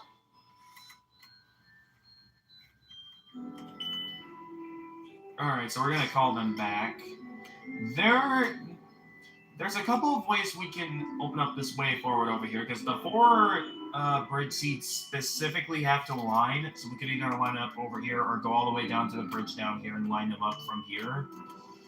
There is also a little secret area to the right over here that we can show. I had a feeling that might have been something secret. This is something I think I showed in the genocide route as well. So this is something I'm going to take the time to do.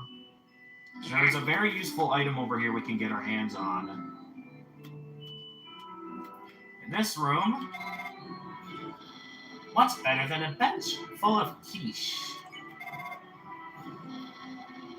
Bench full of quiche, right? Just wasn't ready for the responsibility. What responsibility? There's a lone quiche sitting underneath this bench. Will you take it? Sure. Alright.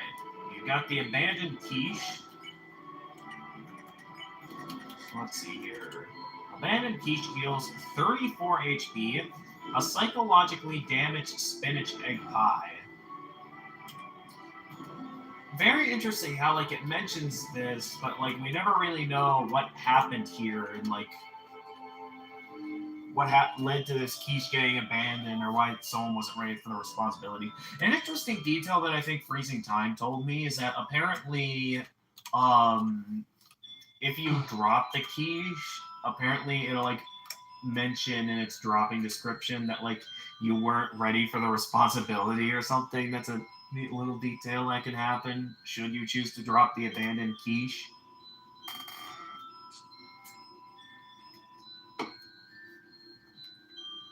Although, why would you though? Because the abandoned quiche is a rather useful healing item. Oh no, we don't have to do it. It's much quicker if we do this from here. This is probably the best way to solve this puzzle right here, is aligning it over here. Since it's just a simple back and forth. Oh, wait a minute, I just realized the aligned bridge from over here is still up, but it still gave us some new seats to align a bridge over here. That's interesting. Hello, this is Papyrus. How did I get this number? It was easy. I just dialed every number sequentially until I got yours. Yeah, an interesting thing to think about is that technically, though Papyrus gave us his number, we never gave Papyrus our number. So I think that's why, regardless of if you became friends with him or not, it makes sense that this is how he finds your number. So, what are you wearing? I'm asking for a friend. She thought she saw you wearing a dusty tutu. Is that true? Are you wearing a dusty tutu? I mean, we did earlier equip a dusty tutu. What do you think? Should we tell him that we're wearing a dusty tutu or not? Yeah. All right. So you are wearing a dusty tutu. Got it. Wink, wink. Have a nice day. All right, moving forward. Oh, this is a cool looking room.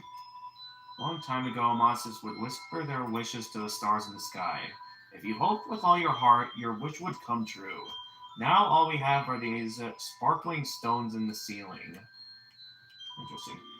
Wishing room. Thousands of people wishing together can't be wrong. The king will prove that. Oh, we got another monster in here. Washua shuffles up. How's it going, Washua? Attack 18, defense 5. This humble germaphobe seeks to cleanse the whole world. Out, darn spot. Nope. I thought I'd be safe there. Washua's rinsing off a pizza. What? Okay. Alright, so we can choose to clean, joke, or touch. Clean it. Clean, okay. You ask Washua to clean you, it hops around excitedly. Green means clean. Alright, so we gotta pay attention for green projectiles, because that means clean. Gonna reach those other ones. I think we only need to get hit by one of the green projectiles in order to be able to spare Washua here. Let's go ahead and spare him. Alright, you won. You earned 0 XP and 25 gold. Come on, sis. Make a wish. I wish my sister and I will see the real stars someday. That's a good wish. Seems my horoscope is the same as last week's. I always forget what a horoscope is. I feel like it's something. Alright. I haven't called Papyrus in this room yet. The wishing room. Do you have a wish? Yeah, I have one. I wish I was talking to my cool friend. Look, it's coming true. Okay, that's an interesting wish. Alright. What will you wish for? Look through the telescope. Sure. Yeah. Alright. Alright, so those are some nice stars. What do you think we'd be looking for in here? Ooh, that's a good abundance of stars. What do we got going on down here? Well, that's a pretty cool looking... something's in the way of the telescope there. I wonder, is there a way to get that thing off the telescope? Check wall and up arrow. For some reason, that's stuck on the telescope. Okay, I mean, it's a very nice looking room. I can see why they call it the wishing room for sure. Okay, check wall up here. Oh, secret passageway. Cool. What do you got to say here, Papyrus? No response from Papyrus. Okay. Hello, Officer Darius. Welcome to the stream. Your mom. Oh, another person showed up on your stream. Yeah, I'm getting a lot of people show up. Yeah, I'm telling you, Undertale's the game that it's like, you play a popular game like Undertale, you're gonna get a pretty good audience. Yeah. I'll tell you that now. Alright, ancient writing covers the walls, and you can just make out the words. The war of humans and monsters. He plays it. Why did the humans attack? Indeed, it seemed that they had nothing to fear. Humans are unbelievably strong. It would take the soul of nearly every monster just to equal the power of a single human soul. But humans have one weakness. Ironically, it is the strength of their soul. Its power allows it to persist outside the human body even after death. If a monster defeats a human, they can take its soul. A monster with a human soul, a horrible beast with unfathomable power. It's an illustration of a strange creature.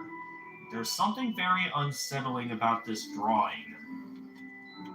Interesting. I wonder why we can't call Papyrus in this room. Probably because of what's next coming up here. So stepping onto this, we're taken over here.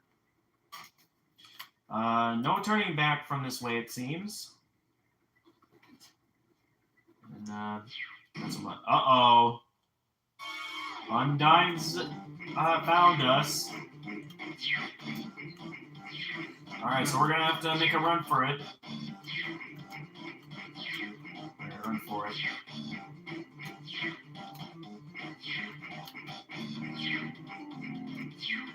Run. Ah! Okay, I do kind of want to show what happens when you get hit by the spears, and that it'll show like the spears in that form. Although those don't really look like spears; those look more like arrows than spears. I just wanted to show that off there. I purposefully got hit by those spears just to. And we got that here, boys. No, we didn't. We're able to keep going. We had to stop because of the cutscene. Did Undyne just grab us?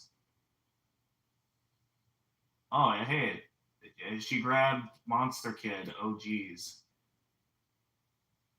That looks like it would hurt being grabbed from that spot.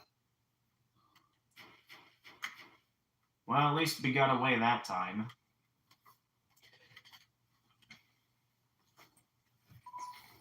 Yo, did you see that? Undyne just touched me.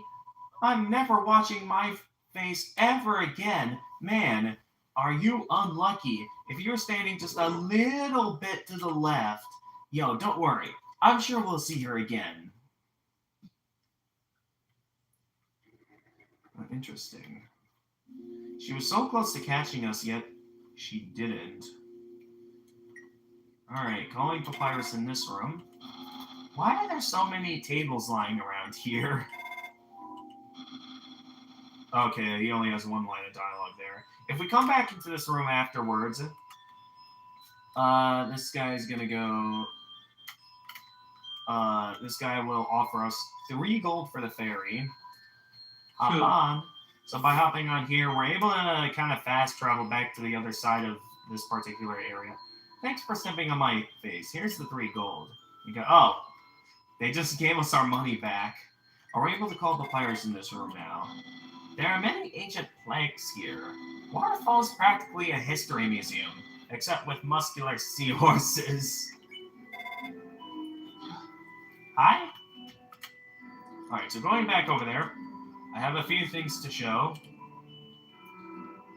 Have fun. So first off, there's one thing I want to check out.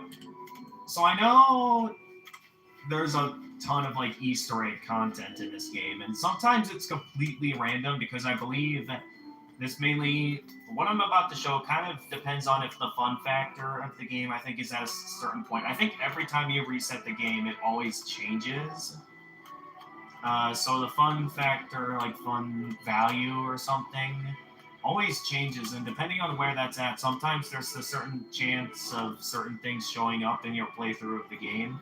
Some things are guaranteed to happen depending on where it's at. Oh, okay. The fun value was at the right point. This character only shows up if the fun value is at a certain point. Also, Papyrus says the same thing in this room with where we are. This is a unique character that only shows up when the fun value is at a certain point, named Goner Kid. He has to say, have you ever thought about a world where everything is exactly... Oh yeah, also, design-wise, it looks exactly like Monster Kid for some reason. Though obviously with a different color palette and for some reason no pupils in its eyes.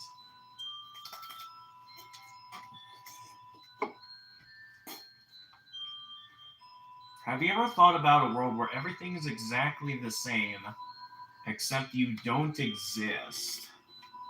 Everything functions perfectly without you. The thought terrifies me. That is kind of an interesting thought, because, like, knowing the idea that maybe there's another timeline out there where everything is the same, with the only difference being that you don't exist, that is, like, kind of disturbing to think about, because that basically means that, like, would basically mean that your existence is of no significance whatsoever. Thinking of that thought is kind of a disturbing thing to think about. Now, obviously, I know nothing about alternate timelines and without any way to prove that such a thing would exist, is something that's kind of a negative thing to think about, which is why I normally don't think about that kind of stuff. Oh yeah, I never called Papyrus in any of these couple of rooms. I'm gonna have to quick go back and do that. Not very far, since I'm just heading into this room over here. We didn't call Papyrus in this room. Another harmless and very safe corridor. All thanks to me.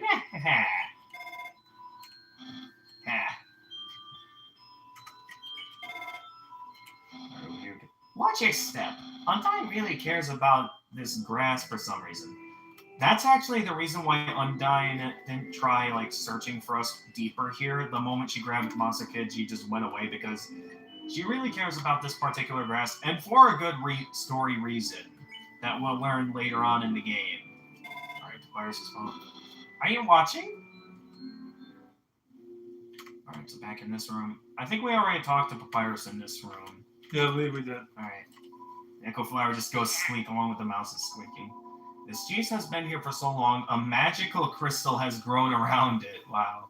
It's stuck to the table. Wow. Knowing the mouse might one day extract the cheese from the mystical crystal, it fills you with determination. That's nice. Hey, Sans, how's it going? First things first, let's call Papyrus like usual. Huh, my brother? Of course he has a telescope. Sans loves outer spacey sci-fi stuff. He never told you? Yeah, Sans never tells anybody anything. Thanks for calling.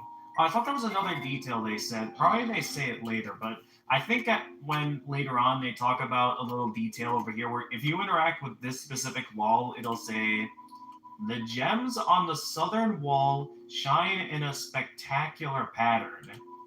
It's a nice thing you can see the southern wall from this angle. Because of that gameplay-wise, we can't see the wall from that angle. I just like those little pieces of details, the fact that stuff like that exists. How are we doing on time here? Let me quick take a peek. We're currently at 50 minutes. Okay, I think I'll do a bit of interacting with a few NPCs here, and then I'm going to call it an episode here. Yeah, I think I will. Over here, we got little ducky. A bird monster? Try talking to it. Or you could put me on the line. I've got some pretty good tweets. Horrible bird imitations. Did the bird like my tweets? Alright, interacting with the characters in here. Do I have anything in my inventory that needs to get put in the box? I'd say not. We have pretty good items in my inventory at the moment. I'm thinking about getting into the telescope business. It's normally 50,000 gold to use this premium telescope, but since I know you, you can use it for free. How's about it? Use the telescope? What do you think? Sure, let's let's see what he's giving us. All right, let's do it. What do we got here? Okay, I don't really see anything through this telescope. Interesting. Why can't we see anything through this telescope? That's very odd. Huh? You aren't satisfied? Don't worry. I'll give you a full refund. Huh. It's an odd-looking telescope. Okay, well, I guess nothing happened. Wait a minute.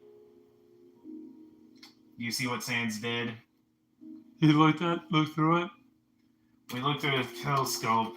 I'm not sure if you know of this prank, but this is like a prank where like looking through like a telescope. I think like if you put it like directly against your face to look through a telescope, I think they have like something set up on it to give you a black eye like this.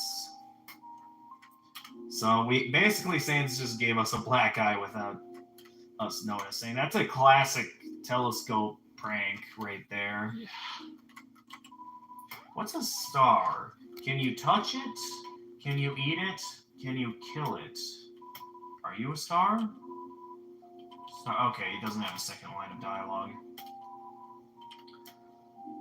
Going into this room, we have this guy from Snowden.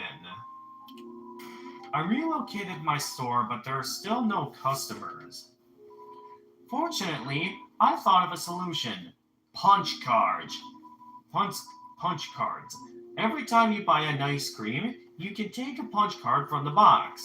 If you have 3 cards, you can trade them for a free ice cream. They're sure to get the customers to come back. Ice cream. It's the frozen treat that warms your heart. Now just 25 gold. What do you think? In the mood for some ice cream? Sure. Come on, let's get it. Super. Here you go. Your card's in the box. You got the ice cream. The box contains 1 card. I'm going for a particular detail, going to choose to not pick up the card yet, especially with the fact that you need 3 in order to get a free ice cream. Also, I don't think we're going to... Because until we get 3 specifically, it's basically going to be Exodia the Forbidden One in that it's kind of a useless card on its own unless you have all 5 pieces and stuff.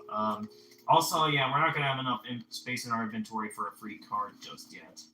Let's see. The ancient glyphs have been painted over with a list of 21 different flavors. Oh, come on.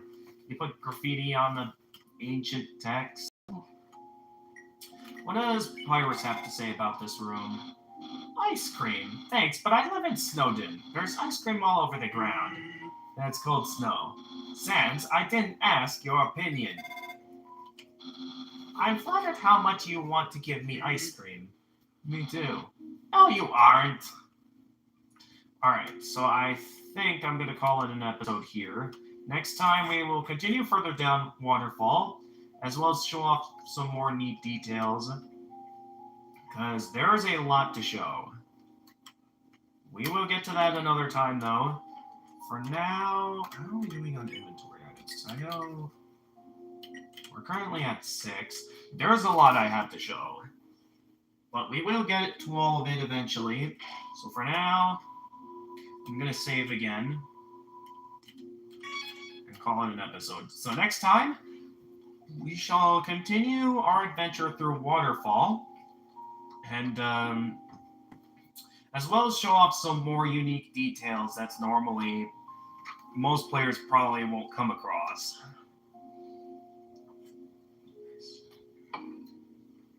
So, until next time, this is the Gamer of Gamers. And the Jedi Women Gamer. And stay excellent, everyone. Alright, another episode down. Yes? Alright. Hey, how's it going? I'm washing bed sheets today. You want to take your bed apart? Alright, I suppose we can take the time to do that. Will that Yeah. interfere with your... No, it Well, won't. if you want it to look nice, just cover your bedspread over it then. That's you mean the blanket? Yeah. Okay. Alright then. If you don't want it to look like your bed is unmade, just take everything Okay, so off. just and take then- off the bed sheet. Do you also Yeah. want pillowcases? Should I end this stream for now? That's gonna be your choice. I think. Yeah, And well. you be careful with sodas in here, alright? Yeah, I will. Arthur too. I'm usually careful with sodas. Don't worry. Alright, I'm gonna end the stream for now. We'll see you guys for more Undertale and other games later on today. Alright, I mean, this isn't going to take too long. I just need to take off the bed sheets off my bed. Okay. I guess we'll keep it going then. Yeah. So we'll probably be back to doing more recordings the moment I'm done Oh, with this. Maximus, Lego, welcome to the stream. We are currently taking a break from Undertale for a few minutes. Alright, so give me a minute. Take this all down. Yeah. I don't know if she wants this part light. She probably does. I should probably mute my microphone.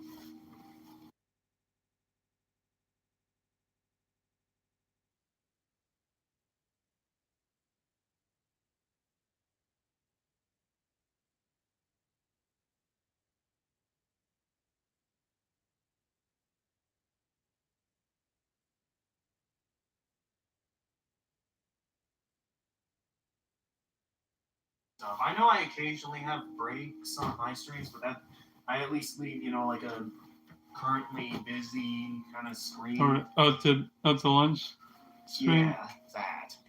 Okay. So if you're not gonna do that, I'd recommend at least taking the time to do something to keep them entertained while they're here or something. While I take the time to do this. Sure.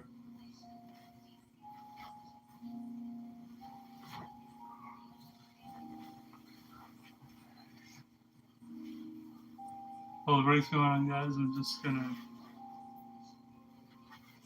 Should we play another game and then do one Undertale after that? I told you this isn't gonna take long. We can't get right back to Undertale afterwards. There is one more thing I really want to show today, and I'm not sure if it's gonna be possible to show if we turn off the game, because it is another kind of, I think, chance-related thing.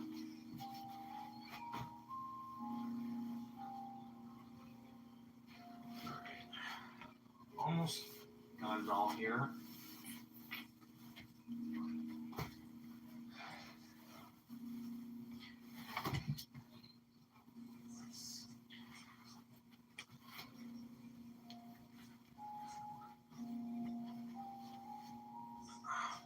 There you go.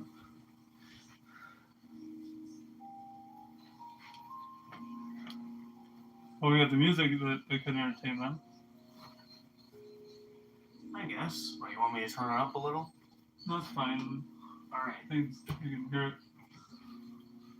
Alright, you might have to move your tripod here so Sure, I I can can. move this stuff over. Absolutely. I'll just put this in front of the washer for now.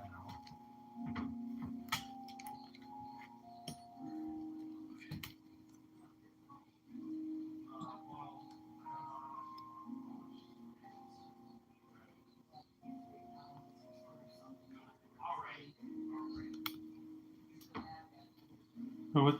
Okay, I didn't need to put this with the pile. So I took this off for no reason, basically.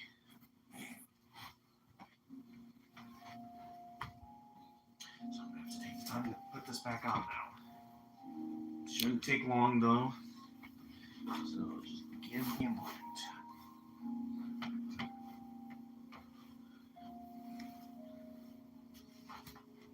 We have 9 likes on the live stream right now. Really? Yeah. I didn't know it was possible to like live stream before it was over.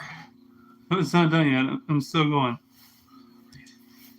I don't know if I put this on correct. I probably no, I didn't.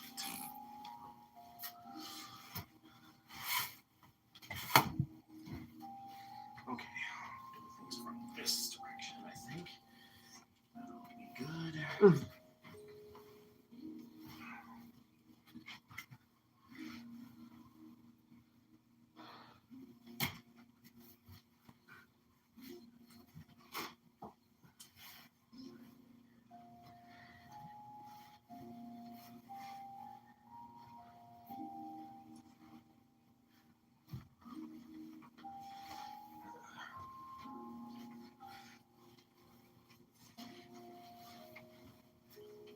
Do we move that? Pretty good. Hang on. I don't know yet. Now I'm just trying to remake this part of the bed. You know what you're doing, and do you need my help with that? You're free to help out if you think I need it. Maybe it'll make things go a bit faster. Here, you grab one corner, and I'll get the other corner. Is one corner over here? Yeah, it should be good. Did I do this correctly? I think I did. Yeah, I think I did. So I should just need to move this forward. Okay. And then put it under like this. Here, let me get it up. Yeah, go ahead. Oops, Thank sorry you for about at that. least trying. Yep. My pleasure, buddy. Okay, I'm beginning to question if I have this set up correctly. I don't think I do. I might have turned it the wrong way. Because this looks incredibly wrong.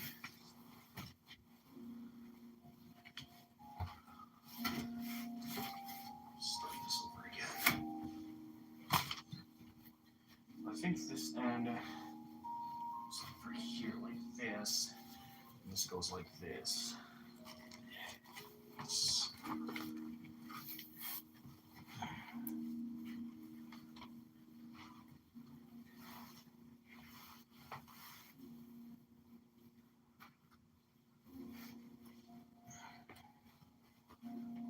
Guys, also subscribe to Gamer of Gamers channel Thank if you you. wanted to.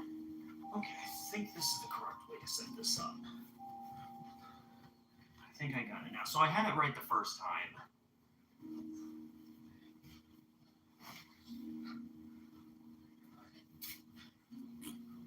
Right. Here's a nice have it. Not yet. Not until you're done. Oh, yeah, nothing. You got it. All right. That looks like that was correct then. Okay. All right. Really. First, let me get the blanket back on so this doesn't look bad during the recording.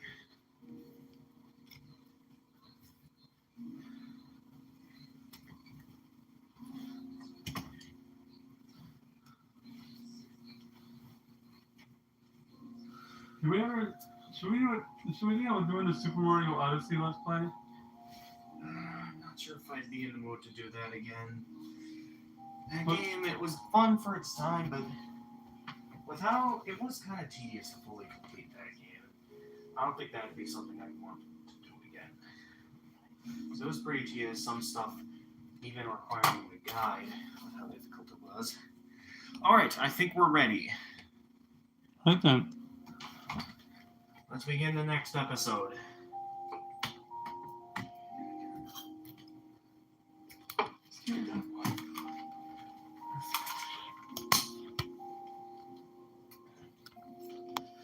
Yeah, I can hardly see the bed on the screen. Hang on.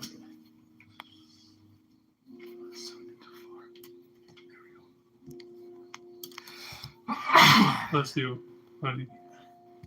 Wanted to get that out before we started. Alright, here we go.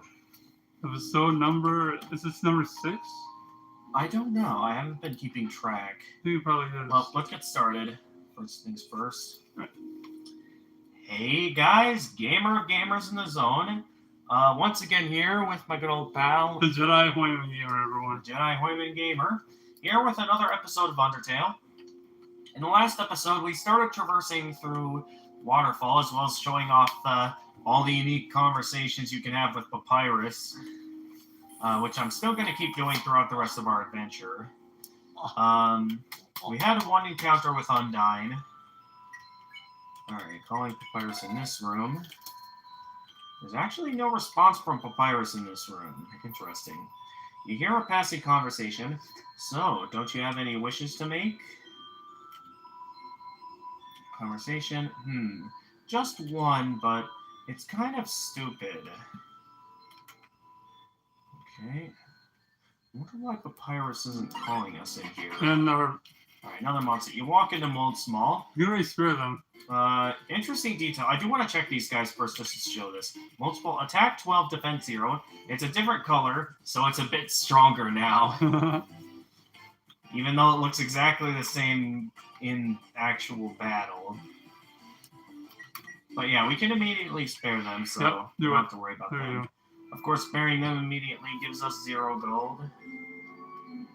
So we are still only getting as much gold as from the ruins. In here, there's a pair of ballet shoes. What do you think? Should we take the ballet Yes, shoes? let us take the ballet shoes. Alright, you got the ballet shoes. So let's see what we got here. Ballet shoes, weapon attack 7. These used shoes make you feel incredibly dangerous. Okay, so wait, what was the attack? Was it like 7? I wasn't paying attention. Weapon Okay, attack 7. Our current weapon is the Tough Glove, which gives us 5 attack. So Let's upgrade. upgrade, equip the ballet shoes. Yeah. Alright, you equip the ballet shoes.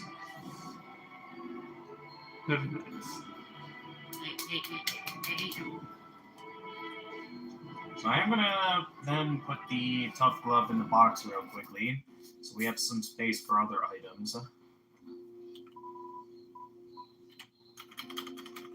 There we go, we'll put that in there for now. Moving forward, there's quite a bit, a really important thing I want to show once we get the chance. Hello, this is Papyrus. Remember when I asked you about clothes? Well, the friend who wanted to know, her opinion of you was very murdery. Oh, the door's still open. I got it. I just noticed that. But I bet you knew that already. And because you knew that, I told you what you told me what you were wearing. A dusty tutu. Because I knew, of course, after such a suspicious question, you would obviously change your clothes.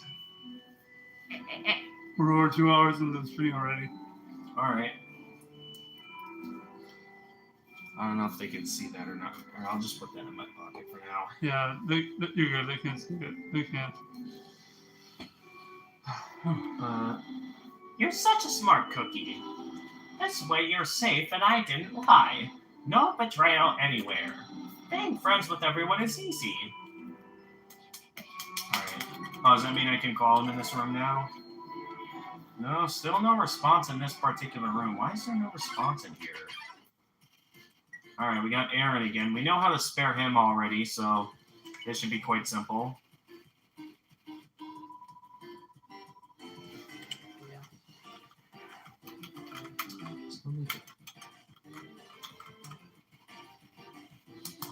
Aaron is ready for your next flex. Flex again. Aaron flexes thrice as hard. Dice won't lose. Yep, we know how this goes. Aaron is ready for your next flex. Aaron flexes very hard. Flexes himself out of the room. 30 gold.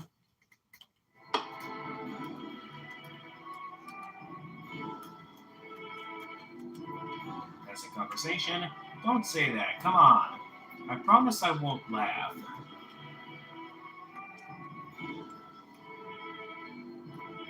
do we got here? The power to take their souls. This is the power that the humans feared. Let's see what we got in this room. Onion? Huh? Okay, Papyrus, I don't know what you're referring to there. We got some strange tentacles appearing out of the water. Mid-boss fight? Oh, hey there. Hey there, notice you were here. Onion-san! Onion-san, you here? You're visiting Waterfall, huh? It's great here, huh? You love it, huh? Yeah, me too. It's my big favorite. Even though the water's getting so shallow here, I have to sit down all the time, but hey, that's okay. It beats moving to the city and living in a crowded aquarium like all my friends did. And the aquarium's full anyway, so even if I wanted to, That's okay though, you hear? Undyne's gonna fix everything, you hear? I'm gonna get out of here and live in the ocean, you hear? Hey, there. That's the end of this room. I'll see you around. Have a good time in the waterfall. Well, that was nice. An interesting thing I'd like to show here is I believe if you come back into this room afterwards, you're able to talk with Onion San again, in which he'll have more to say. Did you hear? You're back. I'll tell you a big secret. I'm starting a band, you hear?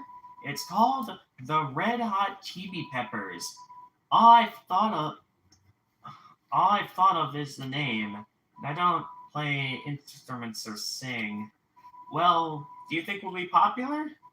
What do you think? You think it'll be popular? Let's compliment him and say yes. All right. Yeah, me too. Just give him some encouragement. Yeah, some encouragement. Maybe I'll start to learn to play some instruments and try to get into some singing. Can we call the players in here now, or is there still no response from this room? But yeah, we can just keep having conversations with Onion San in this room. Oh, did you hear? I got nothing else to talk about. Okay, nothing else to talk about for now, but I do believe if you occasionally come back, there will be more to say. This room, once you start walking over here, Shyren hides in the corner but somehow encounters you anyway. Checking Shyren. Attack 19, defense 0. Tone deaf.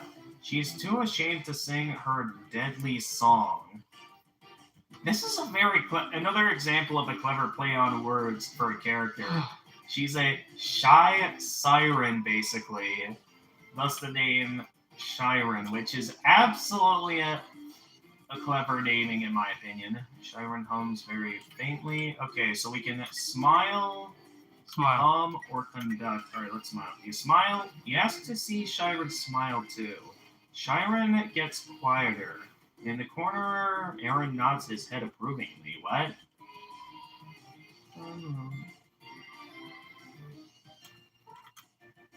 Not exactly.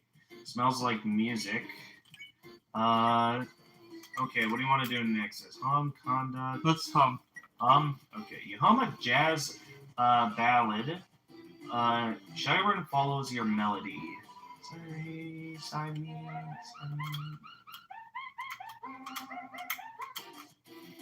Shyren seems much more comfortable singing along.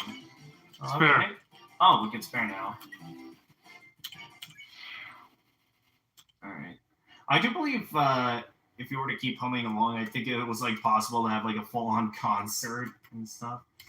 The northern room hides a great treasure. Oh, really? A great treasure. What kind of treasure does it have? A haunting song echoes down the corridor. Won't you play along? Only the first 8 are fine.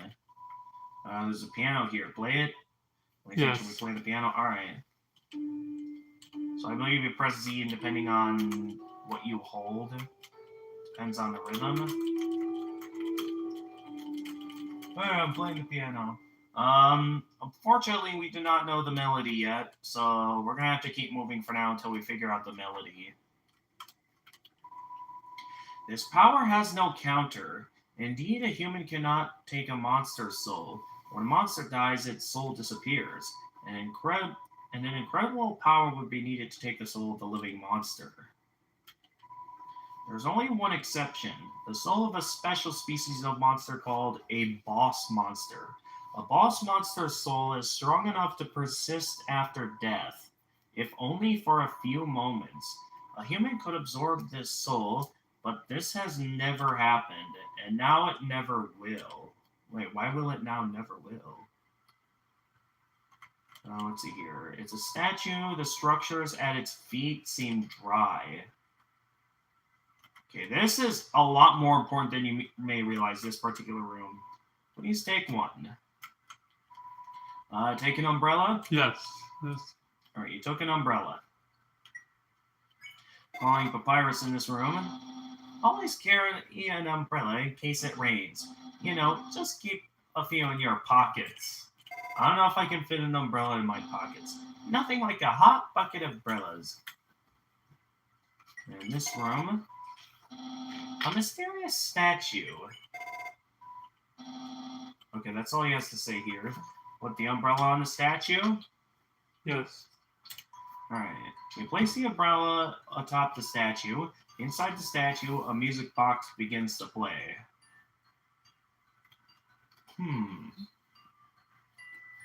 We gotta remember that melody, don't we? Yep, we gotta remember that melody. Also, if we wait in the room long enough here, if you look above the statue, we can see a little glimpse of what the rhythm is.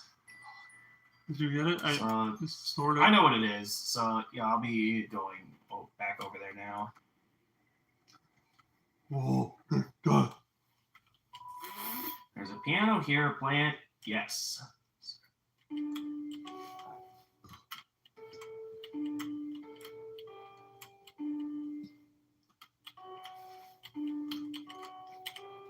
I think that was it.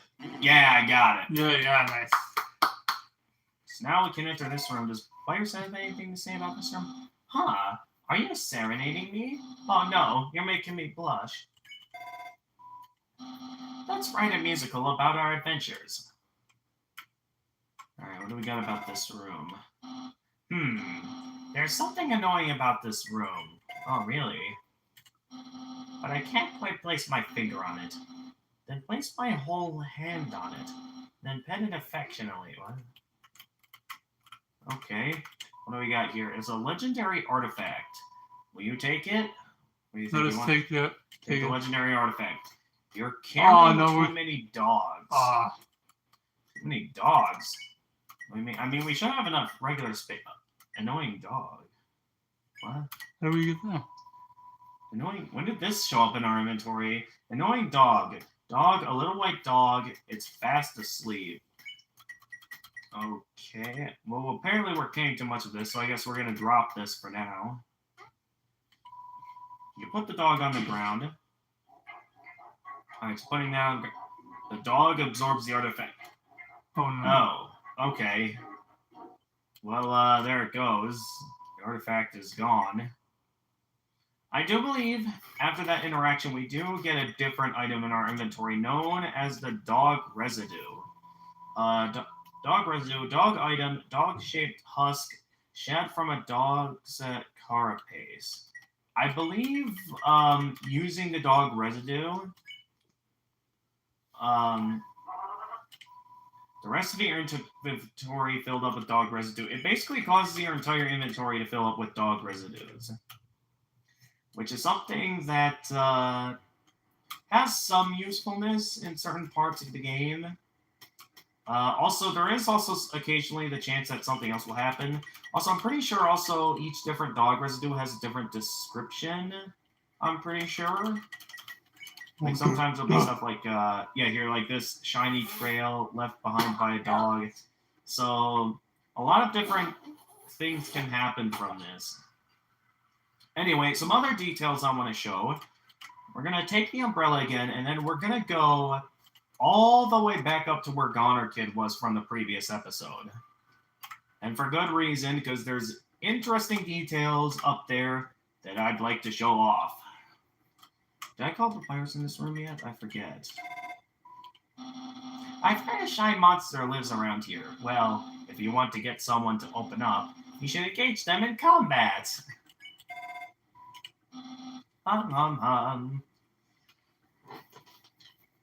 Alright. So going fairly far back with the umbrella. Go ahead, you again. Yep. Nothing else to talk about. I know.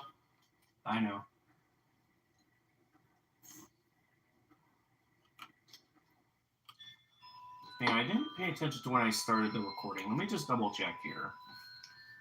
Okay, we're 15 minutes in. I just wanted to check that to be sure. But we're going to go to the bathroom. We can keep playing it. Yeah, go ahead. It'll be a while till I get up here. Okay.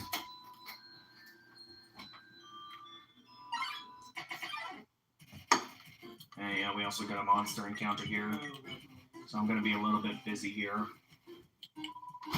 Oh, at this time, a little detail that can happen here is that depending on how many monsters are on screen, depends on the difficulty of their attacks. So those particular attacks were rather easy because of the fact that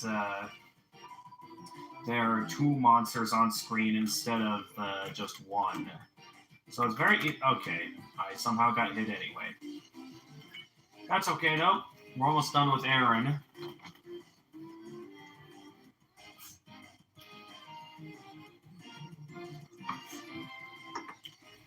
Flexes himself out of the room, leaving just Washua now. Oh yeah, depending on how quickly you move on to the next thing, he can be automatically spared like that. You can kind of see his sprite still on the screen. Okay. Alright, we know how to spare Washua. Yep, green means clean. We're just gonna wait on that, got it! 55 gold, not bad.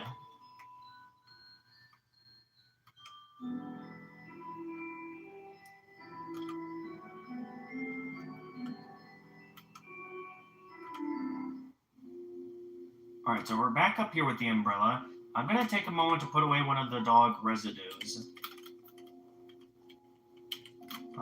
For now. And then I'm just going to drop the other one for now since we don't need it at the moment. Actually, I'm going to put away quite a few items here because there's some things I want to show up here. No, wait, no, not the spider cider. I think I'll put away the abandoned quiche, and yeah, why not also the spider cider? So there's a couple of things I would like to show. I will not be able to show it yet until Jedi gets back. So I suppose I can take the time to get over here with the umbrella. So there's a very neat detail that you can get when Goner Kid's here if you go all the way over to him with the umbrella.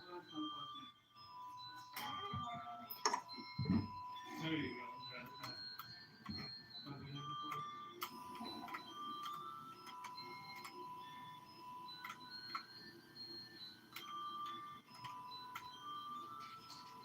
And I know that, thank you.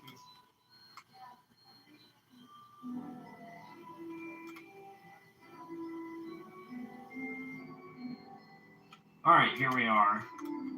Now I just wait on Jedi. Which it sounds like he's about done with what he's up to. Okay. Alright, welcome back. Be sure to close the door behind you. Great. So we made it to Goner Kid with the umbrella. If you had talked to Goner Kid while holding the umbrella, but it's not raining. You know, that does make me feel a little better about this. Thank you. Please forget about me. Please don't think about this anymore. So, somehow, coming over here with an umbrella made Goner Kid's day. Also, if you leave the room and come back, I'm pretty sure he's not going to be in it. Yeah, He's not there. not there anymore. He left. He's gone. But yeah, it really brings out this interesting symbolism about the fact that, like, all these details, like, they're not necessary. Like, similar to having an umbrella out when it's not raining. Obviously, it's not necessary. The entire world would be just fine if you didn't have an umbrella within these moments. But the simple fact that you do have an umbrella within that moment brings a sense of, just the fact that it's there feels nice. And knowing that something does exist, even if it's not necessary for it to exist, it can feel nice. Another thing you can do with the umbrella is if you return to the ice cream stand while holding an umbrella solidarity, I guess I have to give you a deal. Discount ice cream only 15 gold instead of, I think it was previously 25. So what do you think? You want to take advantage of this discount? Let us do it. Alright, let's do it. If there's one thing my mom taught me, it's to take advantage of some discounts. So initially, there was only one card in the box, but now the box contains... Okay. I remember the more cards you get in there, I think more interesting interactions will happen. So I'm going to keep buying nice creams just to show what happens here. Two Bugs in the Box are playing a 3-card game. So if we continue to buy nice creams. Super, here you go. Your cards in the box. You got the nice cream. Two Bugs in the Box are playing a 4-card game. So they're gonna play it with more and more cards the farther we go with this. Basically. There we go. We got plenty of nice cream now. There's a smiley face made of 5 cards in the box. I'm going to take the time to show all of these. So, unfortunately, my inventory is full. And also, yes, I did fill up the box already. So, let's consume some of our nice creams, even if we don't need to heal. Sure. Well, actually, let's consume the unicycle, because I'm pretty sure that restores less health. So, let's consume that first. Yep. Just got ice cream.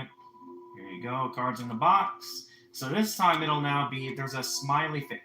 Oh, okay, so it's only the smiley face now. Okay. So I think we'll be good with that for now. Unfortunately, my inventory's full, so I can't really grab the cards for any more free nice cream. Maybe I'll come back later once I have some more items consumed, which I'm really good at this game, so I don't know if there ever will be a point where I'll consume a ton of ice cream. Alright, how's it going, Papyrus? Still no response in this room. Maybe later there'll be a response. Did I ever get a response from Papyrus in this room over here? Oh, okay, these two again. Hello, you two. How's it going?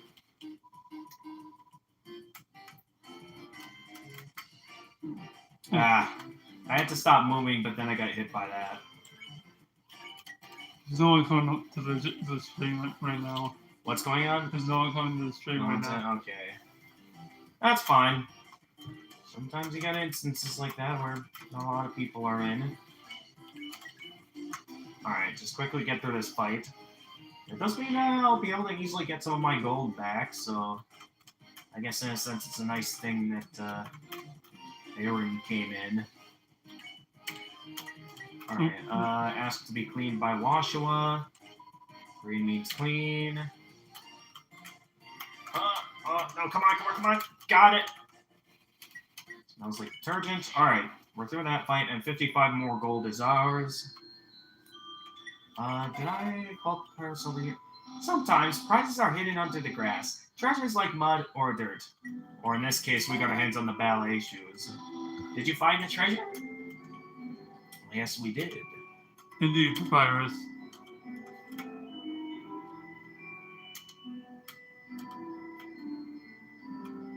We haven't done CTGP for a while. I know, because that's like, for some reason, like, the game like wasn't working or something on your system, or like you forgot how to download it. I mean, like, for this channel, I mean. For the Jedi Gamer Bros. Yeah, I know. So maybe we can do that after supper, maybe? Well, it's going to take a bit of setting up, and it has been quite a while since the last time I updated it, so that's going to take quite a while. So maybe after this episode, then? Right. I'll maybe get the updates started. I'm not entirely... I just don't know quite yet. Maybe I'm just getting too much in the mood to enjoy some Undertale. I know how long have we been into our day? It's almost 4. How's episode length for it? Still not too far in, I'd say. So we can keep going for a little bit longer. What does Papyrus have to say in this one? You're hanging out with a friend? Then maybe you shouldn't talk to me. You'll make them jealous. Calling again? No, Papyrus is sort of our guy. Papyrus is our guy now. Sorry, if you take the time to keep calling him in every room, in a sense. Sometimes he's not always helpful, but just simply calling him is nice and stuff. Yo, you got an umbrella? Awesome! Let's go! Yeah, so Monster Kid still teams up with you regardless of if you go through this area with or without an umbrella, which is pretty nice. Man, Undyne is so cool. She beats up bad guys and never loses. If I was a human, I would wet the bed every night, knowing she was gonna beat me up.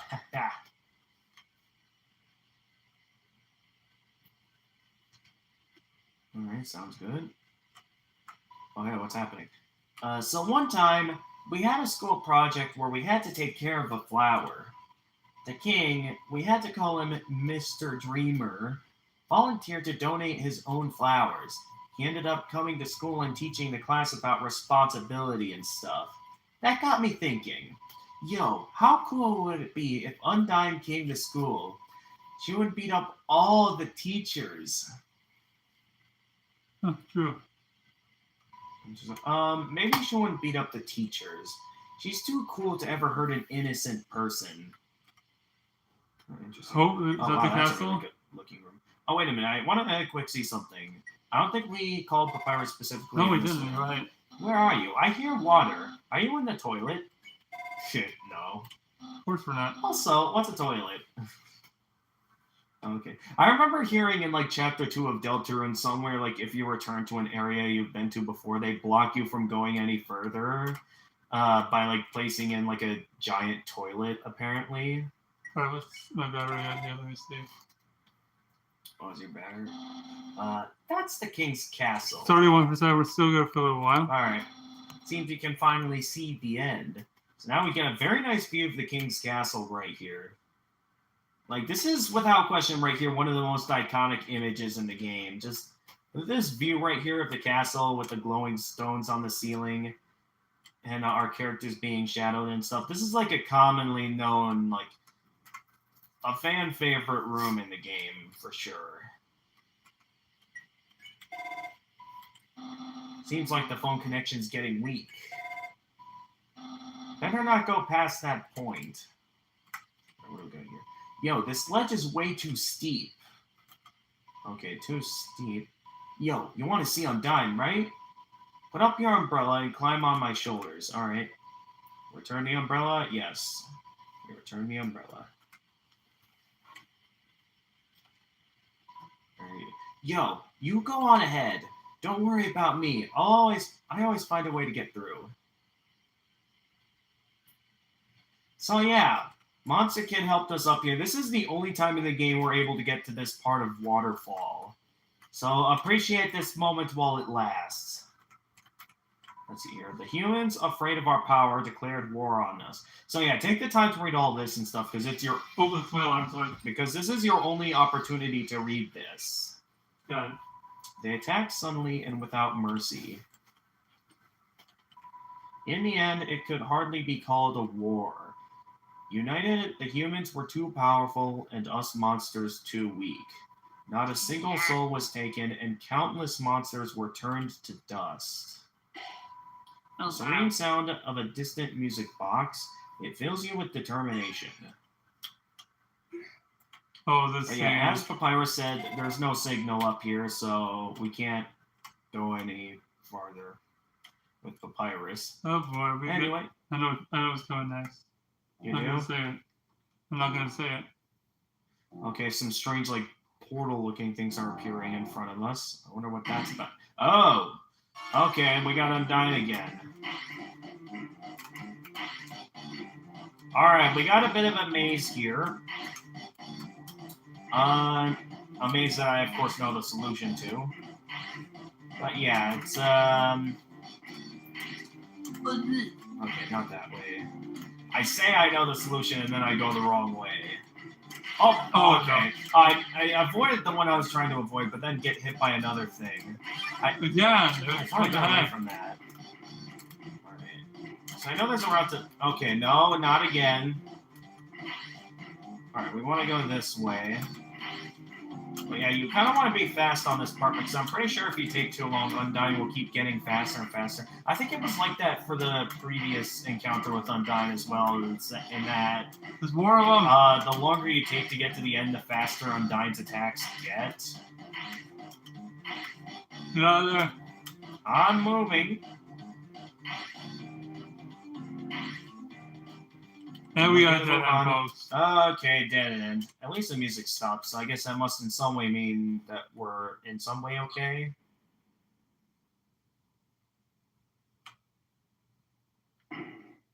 Uh-oh, we've been cornered.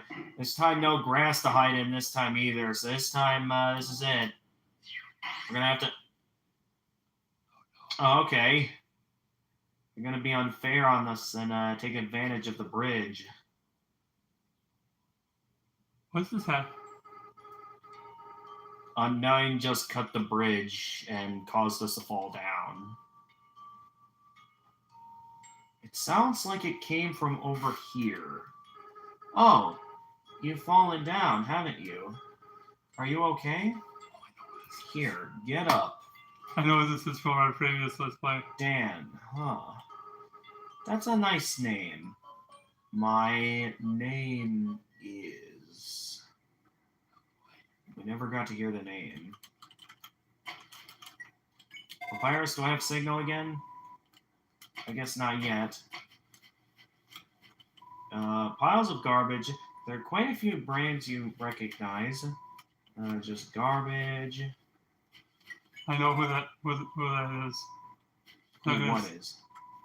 That was doing the dialogue. Dialogue? Okay. The waterfall here seems to flow from the ceiling of the cavern. Occasionally, a piece of trash will flow through and fall into the bottomless abyss below. Viewing this endless cycle of worthless garbage, it fills you with determination. Okay, so this is the trash zone. It's my character. I'm the trash man. I had to make that joke. You rest your hand on the rusted bike.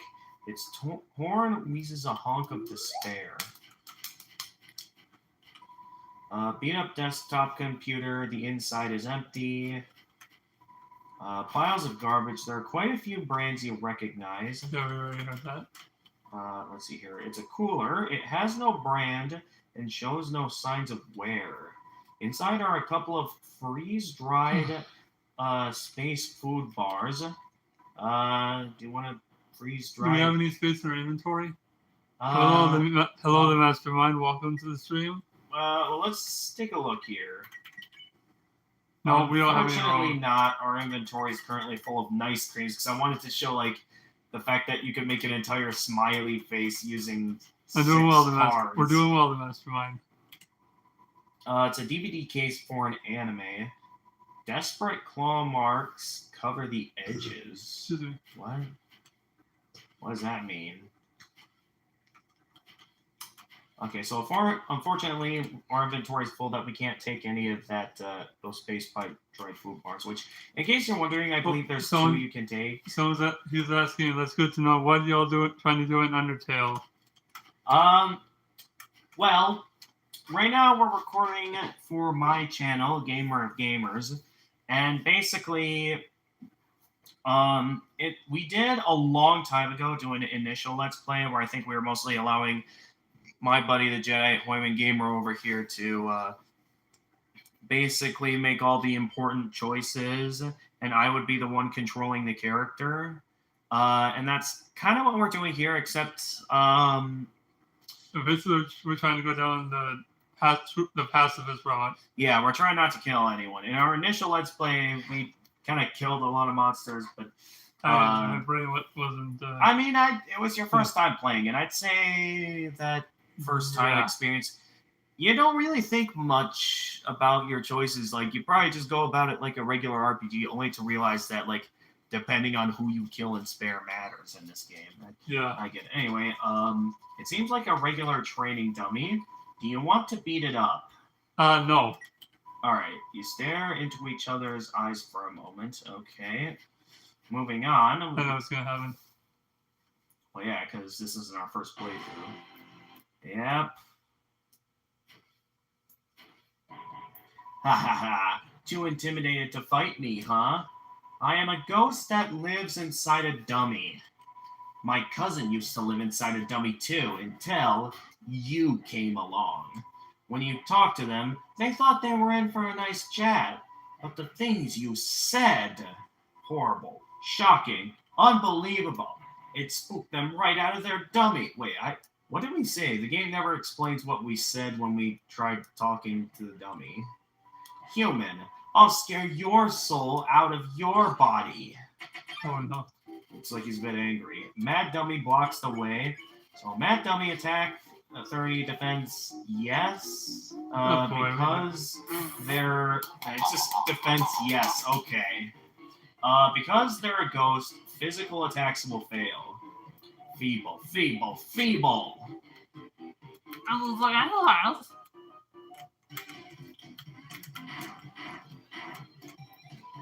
Ow, you dummies!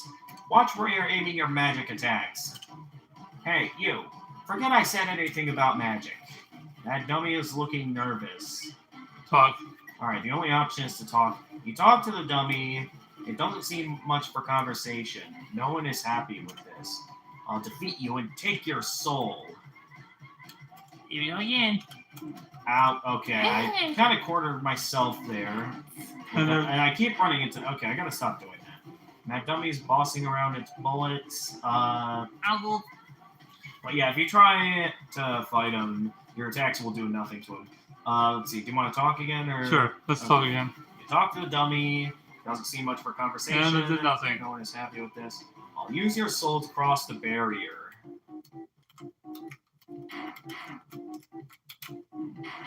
I keep letting myself get hit by them. It smells like a clothing store. Alright, maybe this turn consume one of the many nice creams that I have. No, this would be a good On opportunity. a wonderful day, your HP was maxed out. I'll stand in the window of a fancy store. Oh, I didn't know they were still firing. Mad Dummy is getting cotton all over the dialogue box. Keep talking. I guess keep talking. You talk to the dummy. Doesn't seem much for a conversation. No one is happy with this. And everything I want will be mine.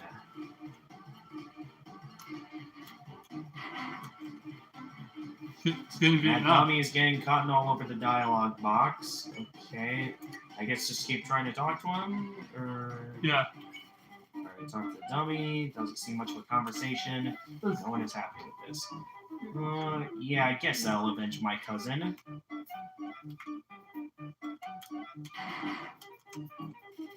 Man, dummy is getting cotton. Okay, still getting cotton all over the dialogue box. You talk to the dummy. It doesn't seem much. Okay, yeah.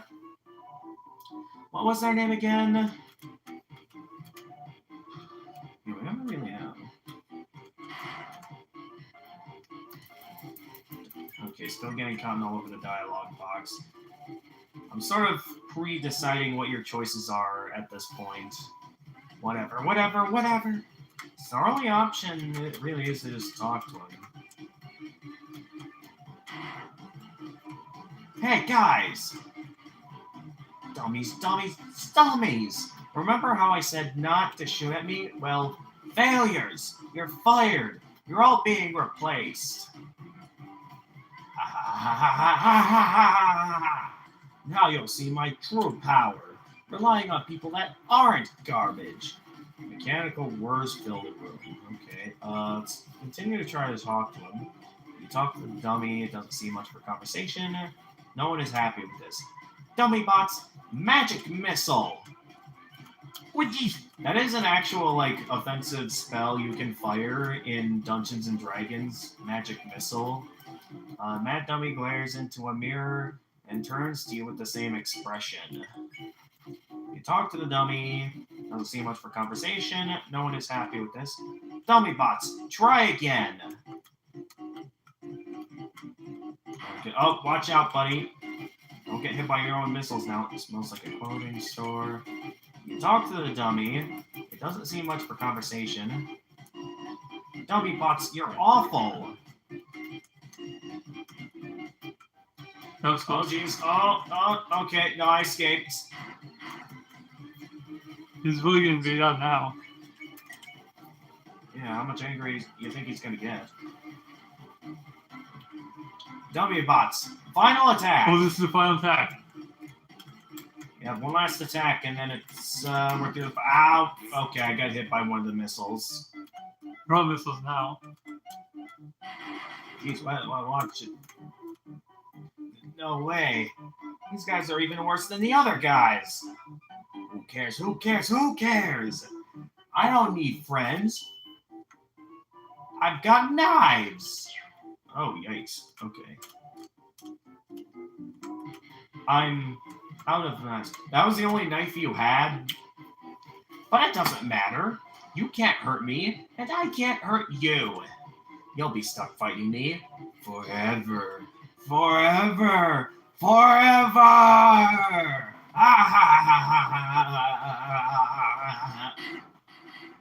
Oh, yikes, what's happening? What the heck is this? Acid rain? Oh, forget it. I'm out of here.